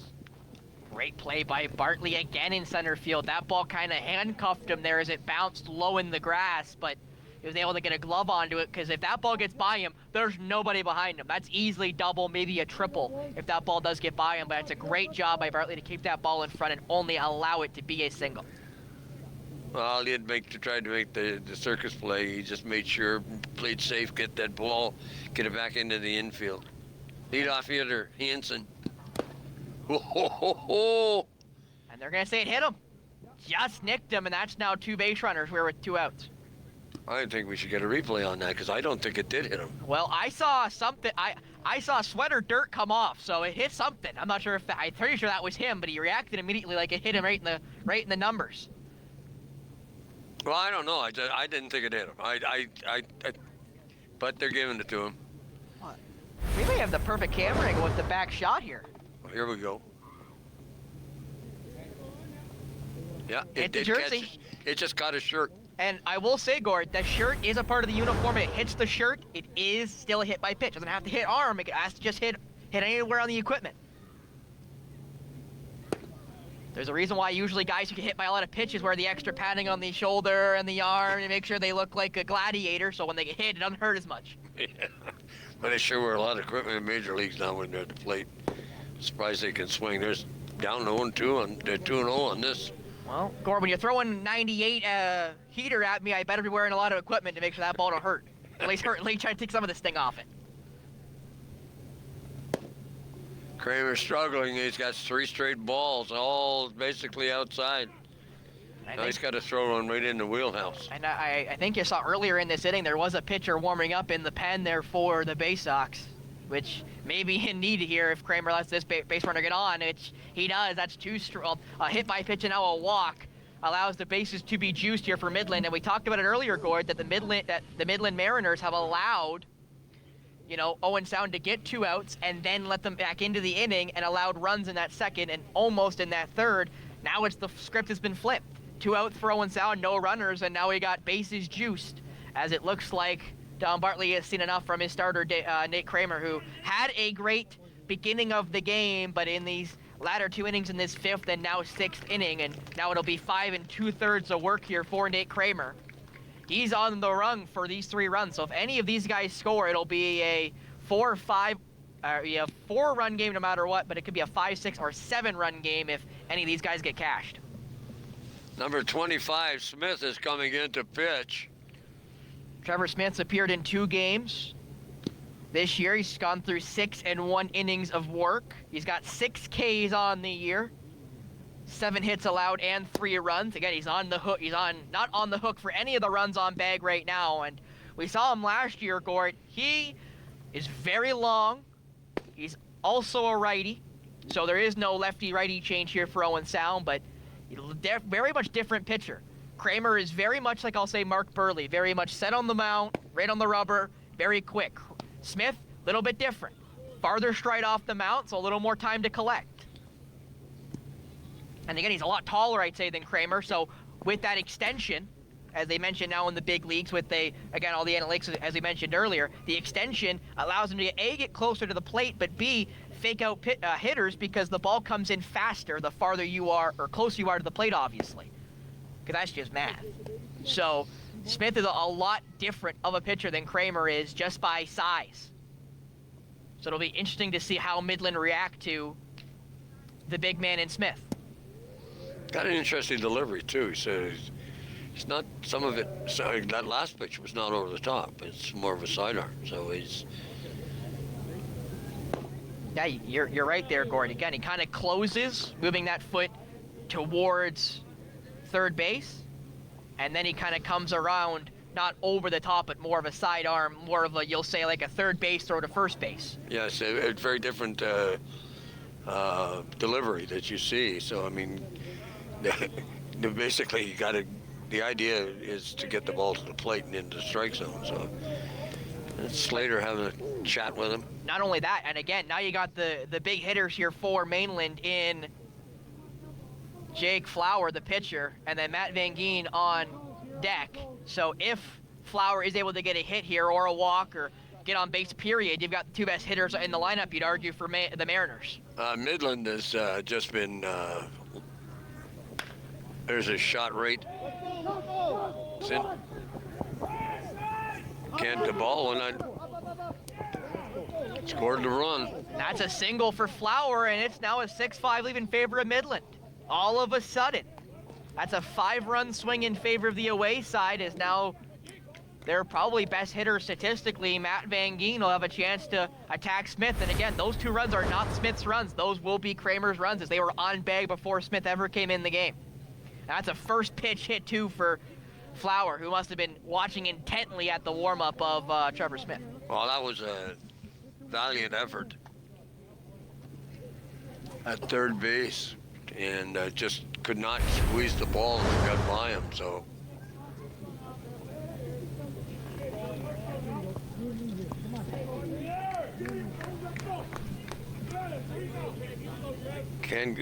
this is, there's the strike, what they were looking for in the last batter, but and honestly, Gord, the righty-righty matchup with Smith's a bigger advantage because you mentioned with the sidearm. That ball's going to come at him, basically right at the numbers, then it'll move. strike 2. You see, like that, and that's as you mentioned, completely different look from Kramer, which is exactly what you want when you change a pitcher, is change the eye angle, change the way the batter looks at the ball. Didn't work on Flower. It seems to be working on Van Geen. Well, your assessment's pretty good. I think that's exactly what's happening here. There's a long drive into left field. Good play by Zettler. Made some pretty good catches there in left field, and now Owen Sound's got to find a way to get that lineup back rolling. Again, they haven't scored a run since the second inning, and they could really use some here as they've now gone behind for the first time tonight. Well, it depends on what happens, too, on the mound. I don't know whether Flowers is going to come out and pitch again, but he's got to be getting tired. I will mention that now with that 5th and 6th run scored in that inning, they have now scored the most runs this season in tonight's game at 6. Their most previously was just 5 against the Creedmoor Padres in their second game of the year. So, again, a lineup that you could say has been struggling a little bit here for Mainland has really shown up in the latter stages of this game tonight here in Owen Sound. Well, yeah, and you know, Full Mark Sport, too. They, I don't know whether, I mean, Kramer is pitching very, very well. I can't blame Don for going with him longer because he has been doing well. And again, he got 2 outs. He Yep. got 2 outs, and then it seemed like things started to get away from him, and then it really got away from him there as the Mariners scored the 3 runs in that inning. Well, it's unfortunate, too, that the first pitch that Smith delivered was driven into the outfield to score a run, so... And I will correct myself, 2 runs in that inning. Yes. 2 runs in that inning. Both off of that Flower RBI single, the 2 RBI single. Wow, it's just quite a turn of events, though. Just the same thing when you think about it, with the fact that the Baysox were in control for almost 5 innings. So, and then the Mariners went and did exactly what the Baysox did in the second inning. It took control, and they're now 1 run up. And again, Jake Flower does come back out. He only pitched 4 innings in his season debut, and now his second start of the year. He is going to pitch, it looks to be, into the 6th inning. So he's already gone 5 full innings. So now he's pitched 9 innings this season. He's going for 10 in this 6th. And again, we've said, locked in after that second inning has been very good since. As the number 8 hitter, Greg Slater, will get a chance to get back to the plate. And again, this is only their 3rd run through the order, Gord. They've really struggled in these couple last innings to get even guys on base. 2 straight 3 up, 3 down innings for Flowers, which again makes sense why Mainland stayed with them, because if it ain't broke, don't fix it. And again, Well, he's fixed himself up. True enough, but Greg Slater has always been a good hitter and pretty good. So this is time for somebody who gets it started. This is pitch was low. I just get base runners, and that's what they have to do right now. They have to play a little bit of small ball. Well, that was a long ball that swing that time. And it was a good pitch. 1-1 is the count. Strike 2. Slater was reaching for that. I think he knew it was probably in the strike zone, but couldn't make contact.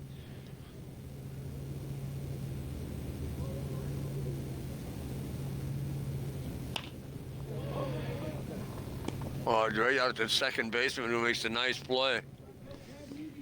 Boyd almost overran that though, Gord. Tyler Boyd ran towards it and then realized that ball's going to stay a little higher than he thought, and he kind of just did a little half jump and was able to make the play.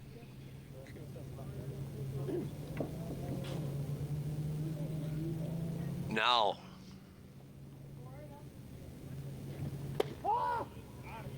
Number 4, huh? Zettler.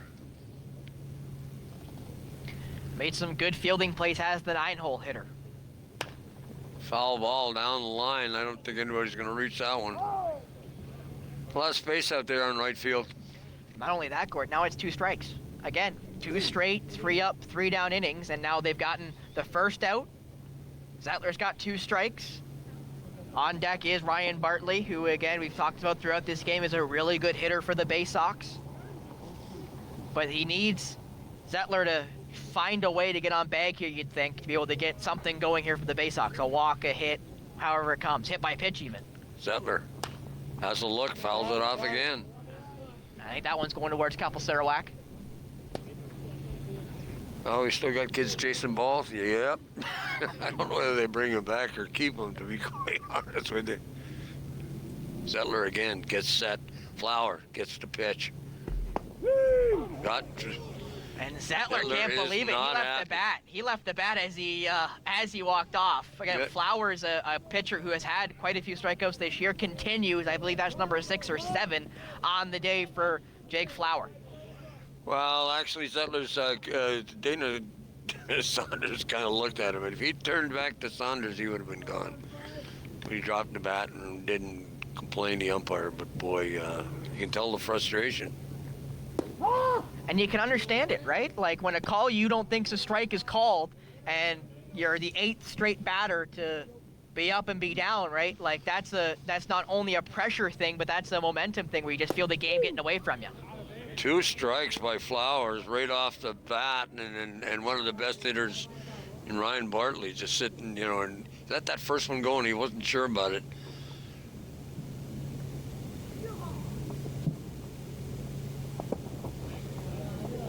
And that ball was into the dirt. Van Geen with a great block. Nobody on base, so it didn't really matter, but still showing off the athleticism. It's instinctive. It's just you do stuff that you don't. You train and train and train, practice. You do it because it's much of it is muscle memory. And now it's 2-2. It's 2 bad pitches by Flowers. Those are the 2 worst pitches I've seen him throw in 4 innings. Mitchell comes and gets the ball.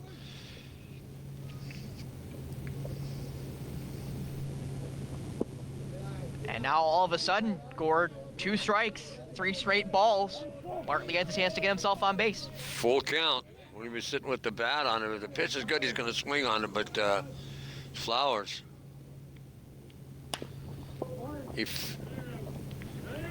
Little bit of juggling, couldn't get him. Yeah, you saw there. I'm not sure. I looked down I was looking down the line to see how close Bartley was to first, so I didn't see if he was able to get the clean transfer because he kind of bobbled it up to himself. I thought with the bobble he might have had a chance at it, but it looks like he wasn't able to get the throw away. So get a chance to see it here on the replay. Just off the end of the bat, too. You're going to see this little chop. And Bartley just moving, and then you're going to see the little bobble, and that's what cost it right there, and he couldn't get it down. Decided not to throw it. That's a good play, too. If you're not sure you can get it there, don't get the error. Don't have him get 2 bases. Yeah, no point in throwing it. If you know Bartley's beat you, you let him have it and you live to play another at bat. McNeil.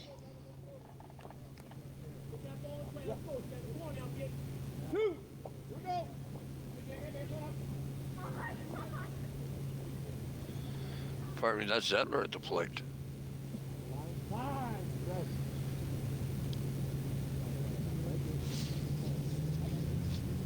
And again, you got to wonder when Mainland might start looking to replace Flower, who again, it's been great the last couple innings, Gord, but you got to think getting close to 6 full innings of work, you might need to get somebody in there just to, change the angle here for the Baysox.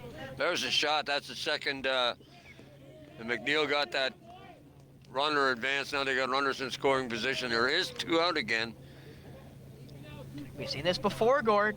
In the 3rd inning, this exact same situation happened. 2 outs, 2 base runners, and then they weren't able to cash any in, unlike the 2nd inning where they had 2 outs, got base runners, and got 4 runs. So we'll see if Kirk Gibson, who has a double, has a couple ribbies, can do it again.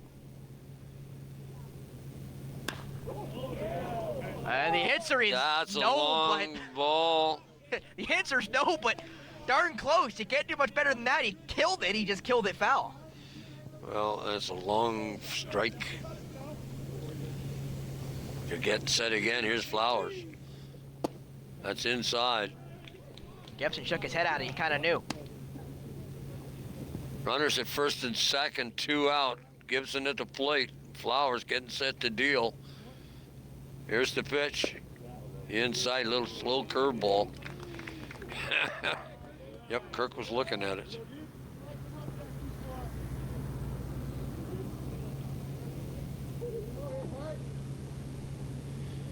Here they getting set to deal.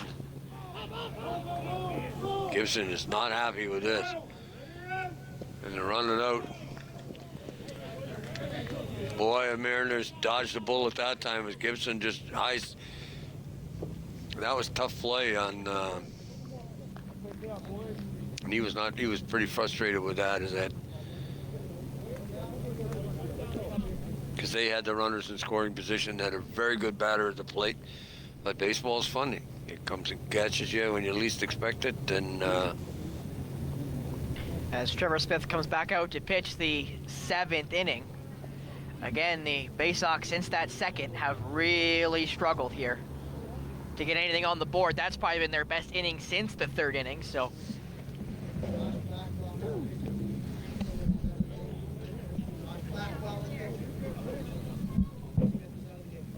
And actually, Smith is out of the game. We just got corrected by Coach Bartley, as Blackwell is in for the Baysox.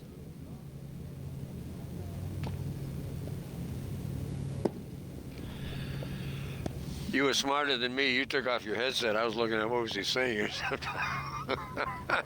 Anyway, it's kind of nice that Don came over and told us there was a change. He probably heard me say Smith's name and went, no, let me try that again.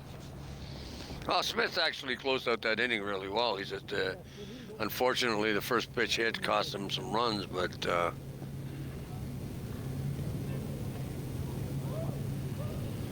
top 7th inning. A question I have, are they doing 9 innings or do they do 7? I asked the truck. I didn't get a response, so we think it's 7.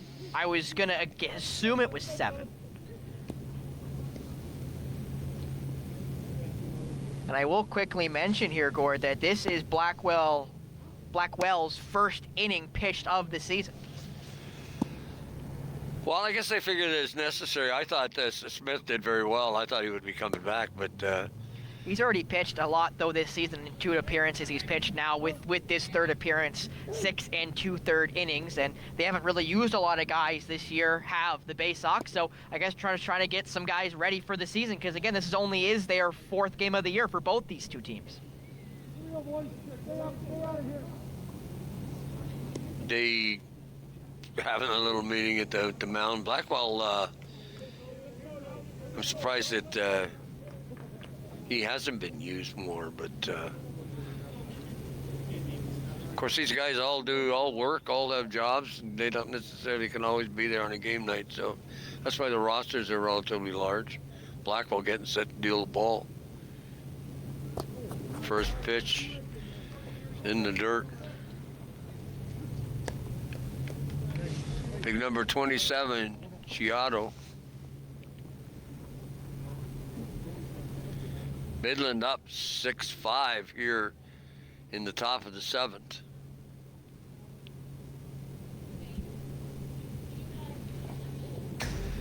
Blackwell just lost the handle on that, and it ended up at the stuck in the screen. So And we have a poor cameraman standing right behind home plate, and I gotta be honest, I haven't seen him run once. So it takes some gall to be able to stand behind home plate and watch that heater come right at you and not move. Because I can tell you for a fact I've done it, and I have definitely moved. Mark Perry had to yell at me a couple times for running away because I saw that ball coming at me and instincts took over. I got to dodge. but there's a screen. Yeah, there's a screen. That don't matter. Oh. You see that ball coming at you, Gord, you get out of the way. Even on TV. Ball's out of play. That missed people by inches. That ball just landed in between some of the Owen Sound crowd. Thank goodness it missed everybody. Why don't you catch it? I'm always got a glove over here, Gord. I'm telling you, I got the glove in the car just in case. Just in case. Well, It's in the bag. You never leave the house without it when you're coming to the ballpark. At least in my opinion. You gotta make sure you're coming prepared.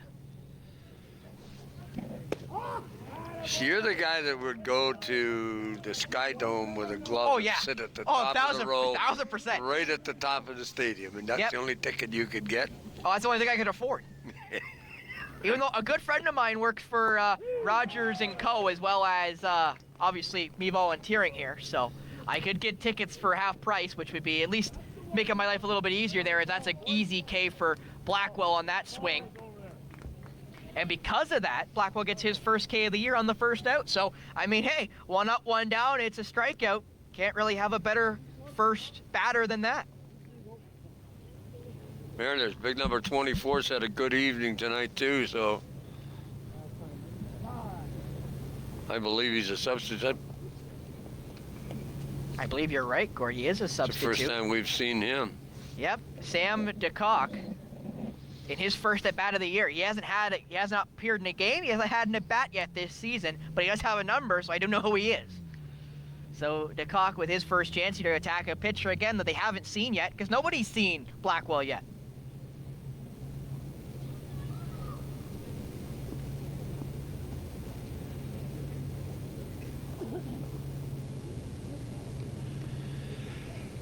Owen Sound has brand new uniforms this year too. I really like that orange and black. It's With the yellow outline. yep.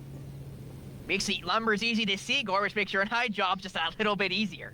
Because Owen Sound does have the names on the back of their jerseys, unlike Mainland, who have more of the, we'll say, the classy look with no names on the back. Unlike Midland. Midland, pardon me. That's okay. Just thought I'd let you know. I think I've been pretty consistent saying Midland. I hope. That's why I stick to Mariners, Gord. It's easier to say Mariners. Yeah. True enough. Blackwell gets set to deal. There's a pitch in for strike. I could call that from here. Good pitch. I mean, if we get you a chair, Gord, I think you could umpire a couple of games. That's about the only way I would do a game, is actually to be able to. Strike 2. Good pitch. And unlike Kramer, where Kramer got ahead in counts, Blackwell's kind of gotten behind with that first pitch and has bat and been able to get himself back ahead. Well, that's the key. That was a nasty pitch. You saw it there on that camera angle. That ball started up pretty high, and then it just dipped, and the batter was able to just be able to push it. Foul. Don Bartley can still field the ball. Did you notice that? Pretty sure that was him.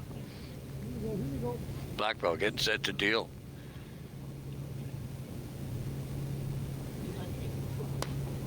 Fouled off again. Count still 1-2. Let's do straight foul balls.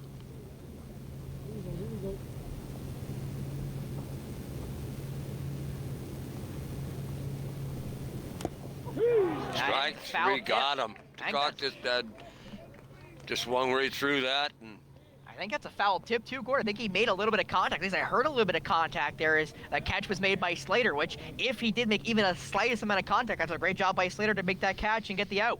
well, that's a tough play to make when that ball all of a sudden changes direction on where you. But if it's coming in that quickly, Blackwell. There's a shot to center field. Ryan just picks it up, gets it in, gets it out of trouble. Good hit.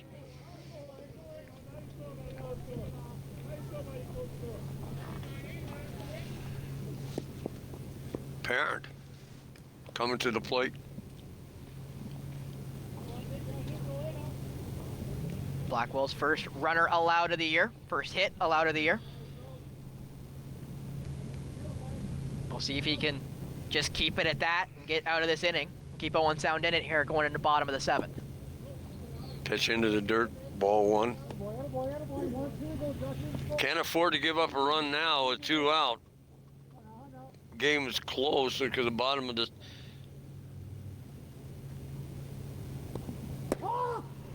Strike. Count 1-1. Again, great job at throwing that first pitch ball, but then coming right back with that next strike, not getting down 2-0. Here comes the pitch again. Look, there it's set. There's nice block by Slater. Got a runner on first base, never even moved. And again, Parent kind of wanted that one. It was just like the first pitch right in the dirt, but he almost got Parent to bite. Set. Parent. Outside again. Blackwell having trouble finding the plate right now. And again, Gord, that dreaded 2-out rally for both sides has allowed both these two teams to score runs in bunches. You know, it's amazing that does not happen always. There's a shot down third base. What a throw. Oh, what a play that was.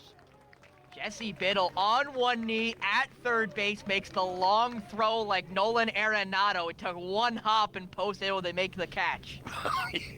The amazing part about it, I mean, I could go on, Gord. Machado, Arenado. I'll tell Biddle you, makes that was play. Unbelievable play.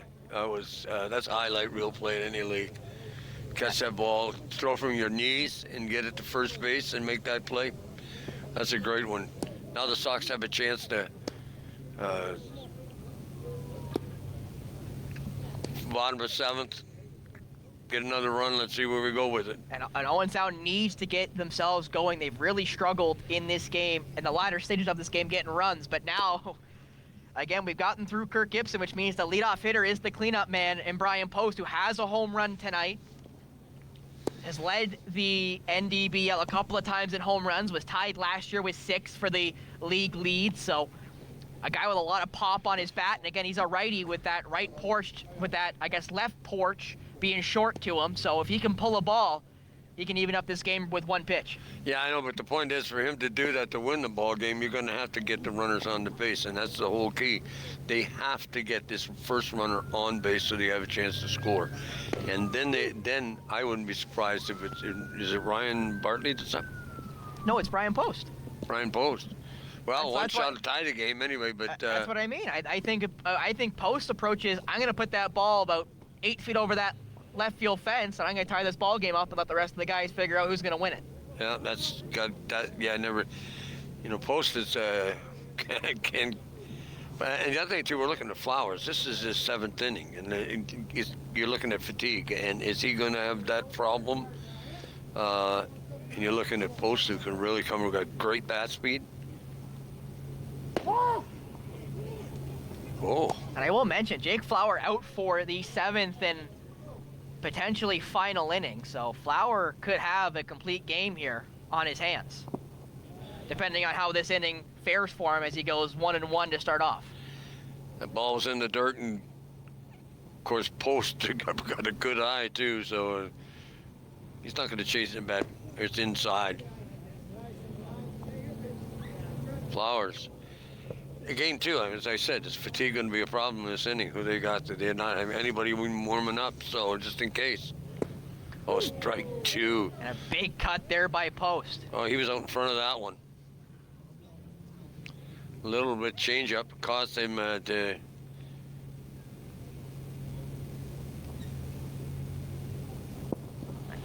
Strike 3. But he dropped it, so Post has a chance to make the run out, but great job there by, again, the block of Van Geen to make sure that he gets the out to begin this inning. But the best hitter statistically in Van Cedar up next. So now you're looking at, Gord, that, as you mentioned, trying to get guys on base to try to, cash some runs. Because Owen Sound has gone ice cold in this game as the weather's gone ice cold here in Owen Sound. I said, "Well, my winter jacket." But I'm telling you, this is sitting out here in this. Well, I wore the full suit today, and I'm happy I did, because if I would, oh! Now they got their first runner, but that's not the way to get it. Yeah, that one just glanced off the helmet, I think, as Flower immediately knew and kind of played his glove an apology there, as that one caught him right up high. Yeah. And I think it did hit the helmet, because he didn't react like it hit him in the eye, and the helmet almost popped off his head. So, and now they will do the pinch runner. So in the potentially final inning, out is going to come Van Cedar. Jesse Bitter at the plate. And in comes Nick Van Wyck to run. And again, Biddle had the first home run of the year for the Baysox, so has some pop. Ball high and inside. And he could really use the second home run of his season in this particular at bat. One out, one guy on. You think different than I do. I wanted to see the move. I wanted to see the move the runner, get the runner to second base, get him in scoring position. The long ball is fine, but generally let's get the base runners. Let's get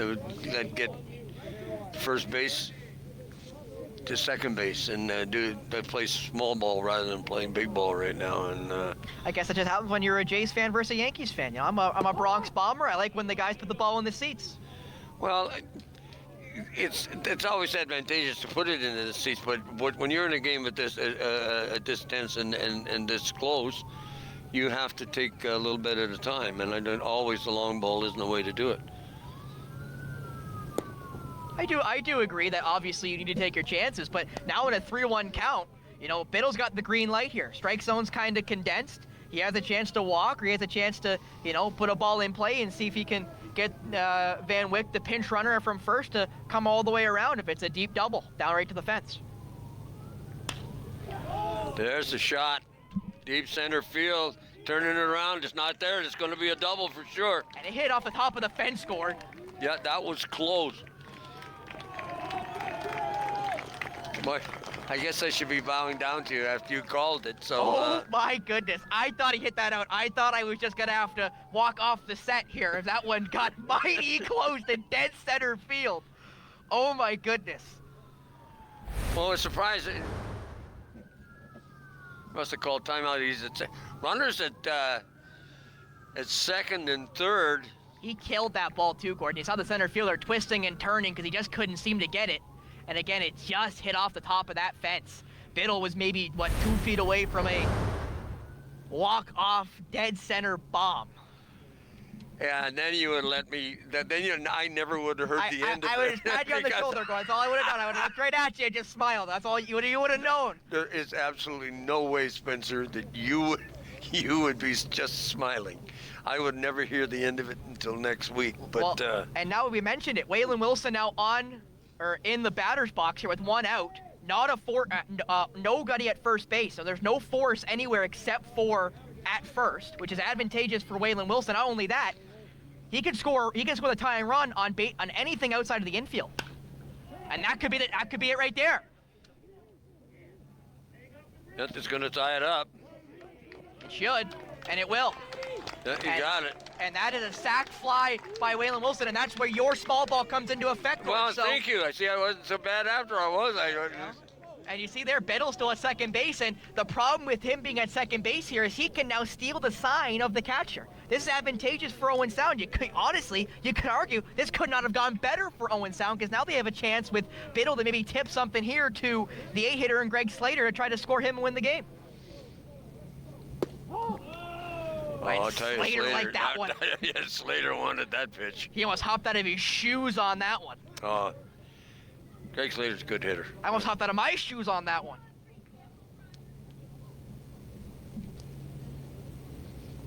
There's a shot. It's caught. I tell you, good play in center field. Slater got good wood on that one too, but it just happened to go right to the center fielder in Tyson Jansen. As it will be a tie. A 6-6 tie will not give Midland their first win. They are now still looking for that first win on the year, while Owen Sound go to 2-1-1, tying themselves with the Creermore Padres in the standings. They will leapfrog Creermore as they do have a way better runs to runs against advantage. Well, we saw it all tonight. We saw some good pitching. We saw some good base running. We saw some excellent defensive plays made by both teams. This is a good ball game, and I just would like to say, if people are sitting at home, come on out to the ballpark and watch these guys play. This is very good, very entertaining baseball. And a lot of the guys are local too, Gordon, which we didn't really talk about. You know, Nate Kramer played minor ball here in Owen Sound, went to the University of Guelph. We also have Ryan Bartley, played minor ball in Owen Sound. Brian Post has played 20 years in this league, minor ball in Flusherton. Same thing with a guy like Jesse Biddle playing NAIA ball from the Owen Sound areas. Again, he went to St. Mary's. So, and I'll add to that, you mentioned Kirk Gibson from the Owen Sound area, went to OSDSS, now playing across the border in the U.S. playing D3 ball. Like, it's great to see not only, you know, Owen Sound have a ball team, have a lot of local guys on the ball team, and again, play really well. 1-1. You know, and it shows well what the Owen Sound baseball has been all about, and some of the players that they developed, and you know, Ryan Bartley has played some really good baseball, and you see the field now looking a little quiet as the game has been over, but on behalf of Spencer over here, it's been fun doing a game with you today, and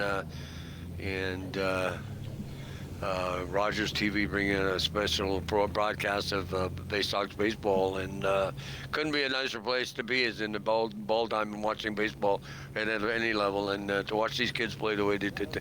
Kids, I'm an old guy, but watch these guys play. It's fun. So come on down, guys, and watch these games live. They'd love to have you here. So anyway, folks, we hope you enjoyed our telecast. This has been a Rogers exclusive baseball game being broadcast tonight. Thanks so much for tuning in and welcoming us into your homes. We hope you enjoyed it. Check the schedules because we got 3 more games coming in on Rogers TV. So Spence, it's been fun, and folks, have a great night.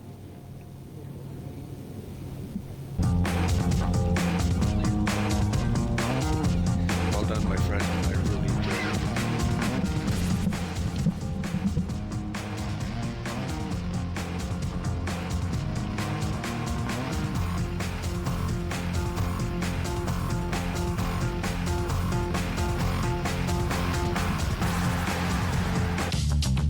This program is brought to you by Ignite TV. Now you're in command. Visit Rogers.com for more details.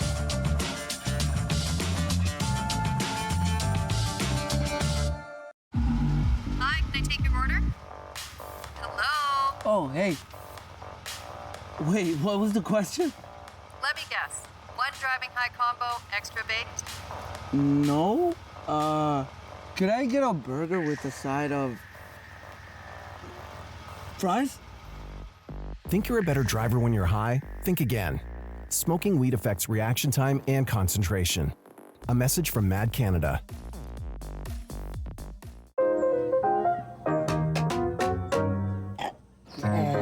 Bless you.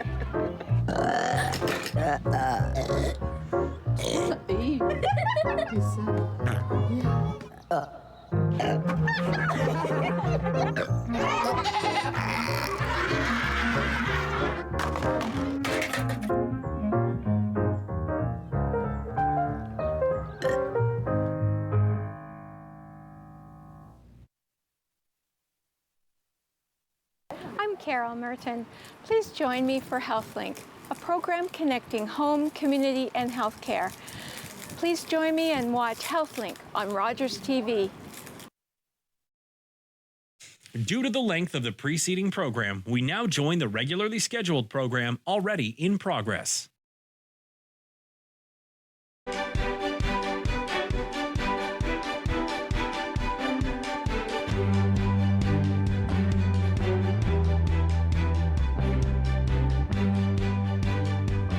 Hi, and welcome to Politically Speaking. I'm David Shearman.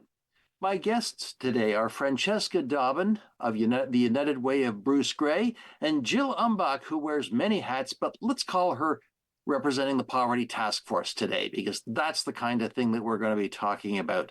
Now, Francesca and Jill are no strangers to this show, and they've always got something interesting to say, and I am quite sure today will be no different. Francesca, Jill, welcome. Good to see you both again. Lovely to be here. Thanks, David.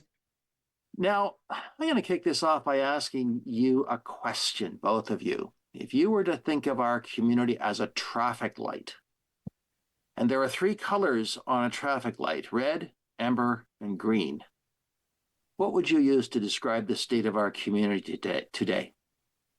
My original answer was red, but then red's a stop. And I think it's like all green all the time, because it's go, go, go, and there's no pause, there's no amber. So I'm changing my preliminary answer from red to green, but really intense lime, go, go, go, green. Mm-hmm. Mm-hmm. I would answer that much like a new learner driving standard. That lurch forward, lurch backwards. Oh my gosh, I've stalled the engine. What am I going to do with the traffic behind me and the lineups? But I need to go forward. So I think we've come to a red light in some issues, in the sense of there is challenges happening. We've got some green forward momentum, some green ideas. We certainly know right now it's springtime, so all the community gardens are positively starting up, and there's some new ones starting up that's quite exciting. And at the same time, we've got sort of that lurch forward, lurch backwards. We've got some great ideas, and maybe not enough funding to do them. Yeah, I like your analogies, because perhaps it's not one color. Dare I use the phrase rainbow? June's coming. Yeah, exactly. Yes. June is coming, and I think the idea that we're red in some places, amber in others, green in some.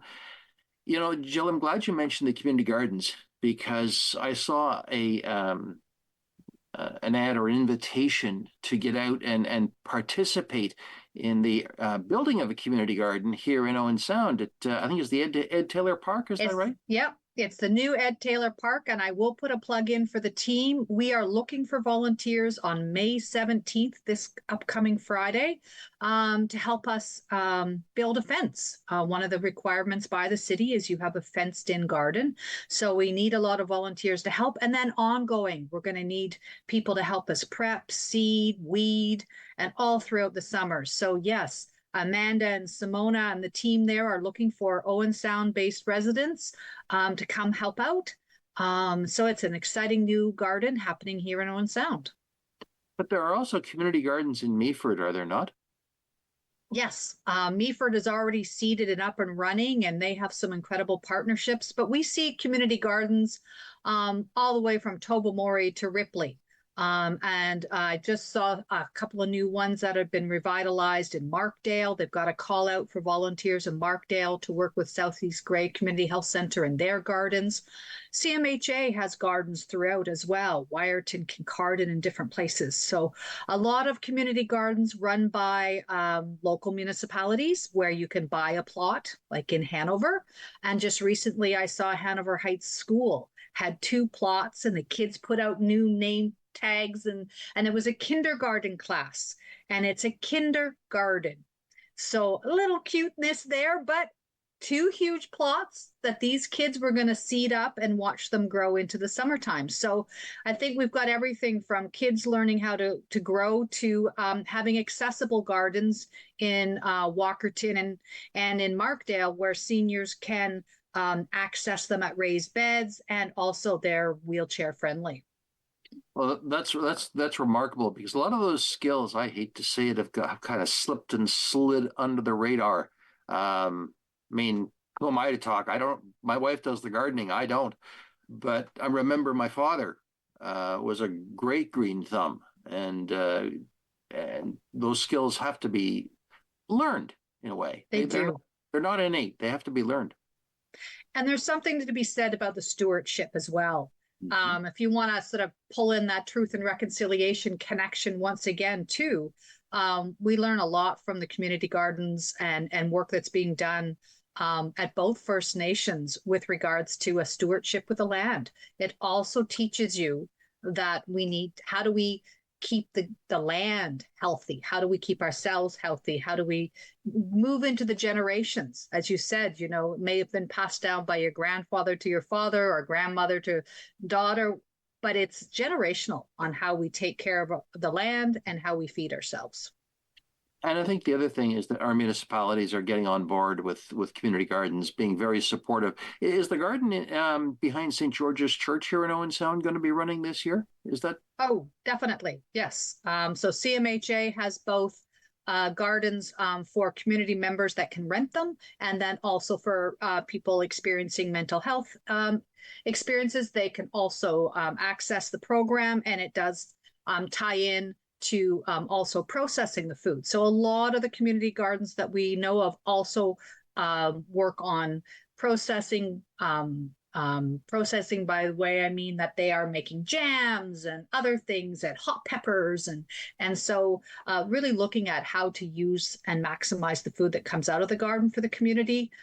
In the Meaford area and Thornbury, they have a large gleaning program that accesses some of the apple trees on farms that aren't in production. And therefore they can then be gleaned, and then half of it gets used and donated to the food bank, and the other half goes home with the individuals that do the gleaning. So there's quite a lot of outreach, a lot of education, a lot of links with food and learning. Especially if you look at down in Ripley at the Botanical Gardens, they're doing heritage seeds, and upcoming in the next week, they've got kids coming in and they're going to learn all about vegetables. So there's so much education going on. That reminds me, you used a word there people may not be familiar with, gleaning. What's gleaning? Mm-hmm. So gleaning is really just harvesting what's available. And we have very generous owners of land where, especially Thornbury, Meaford area, we know the apples. There's so many apple orchards, or people that used to have a large apple orchard on their farm that they're not harvesting anymore. And so gleaning means that you go along, you pick what's there. And so it's a great program that allows people to go out, learn about how to help a farmer pick. They also learn how to actually do the job. They have all the tools that will safely glean. And then it's really fantastic for, say, a retired couple on a farm who are no longer harvesting, and therefore it helps them out as well, helps them clean up around the trees, and everybody benefits. Sure. Yeah, sure. so Goldsmiths, for example, Goldsmiths just outside of Thornbury got a hold of us a couple of years ago around their tomato harvest. They were done with the plants, but they still had tomatoes out there. Was somebody interested? So we connected them immediately with Simona, and Simona took a team out. And generally when you're gleaning like that, the volunteers keep 50% of the food, and then the other half goes into a food program, be it a food bank or what have you. And Goldsmith was like, whoa, this was amazing. So now they've got Simona on speed dial. So as soon as they're finished with one particular harvest, they get a hold of Simona. She runs the Grey Bruce Garden Community Garden Network, funded by the United Way through the Sustainability Network. And she goes out and she's building this network of gleaning. Mm-hmm.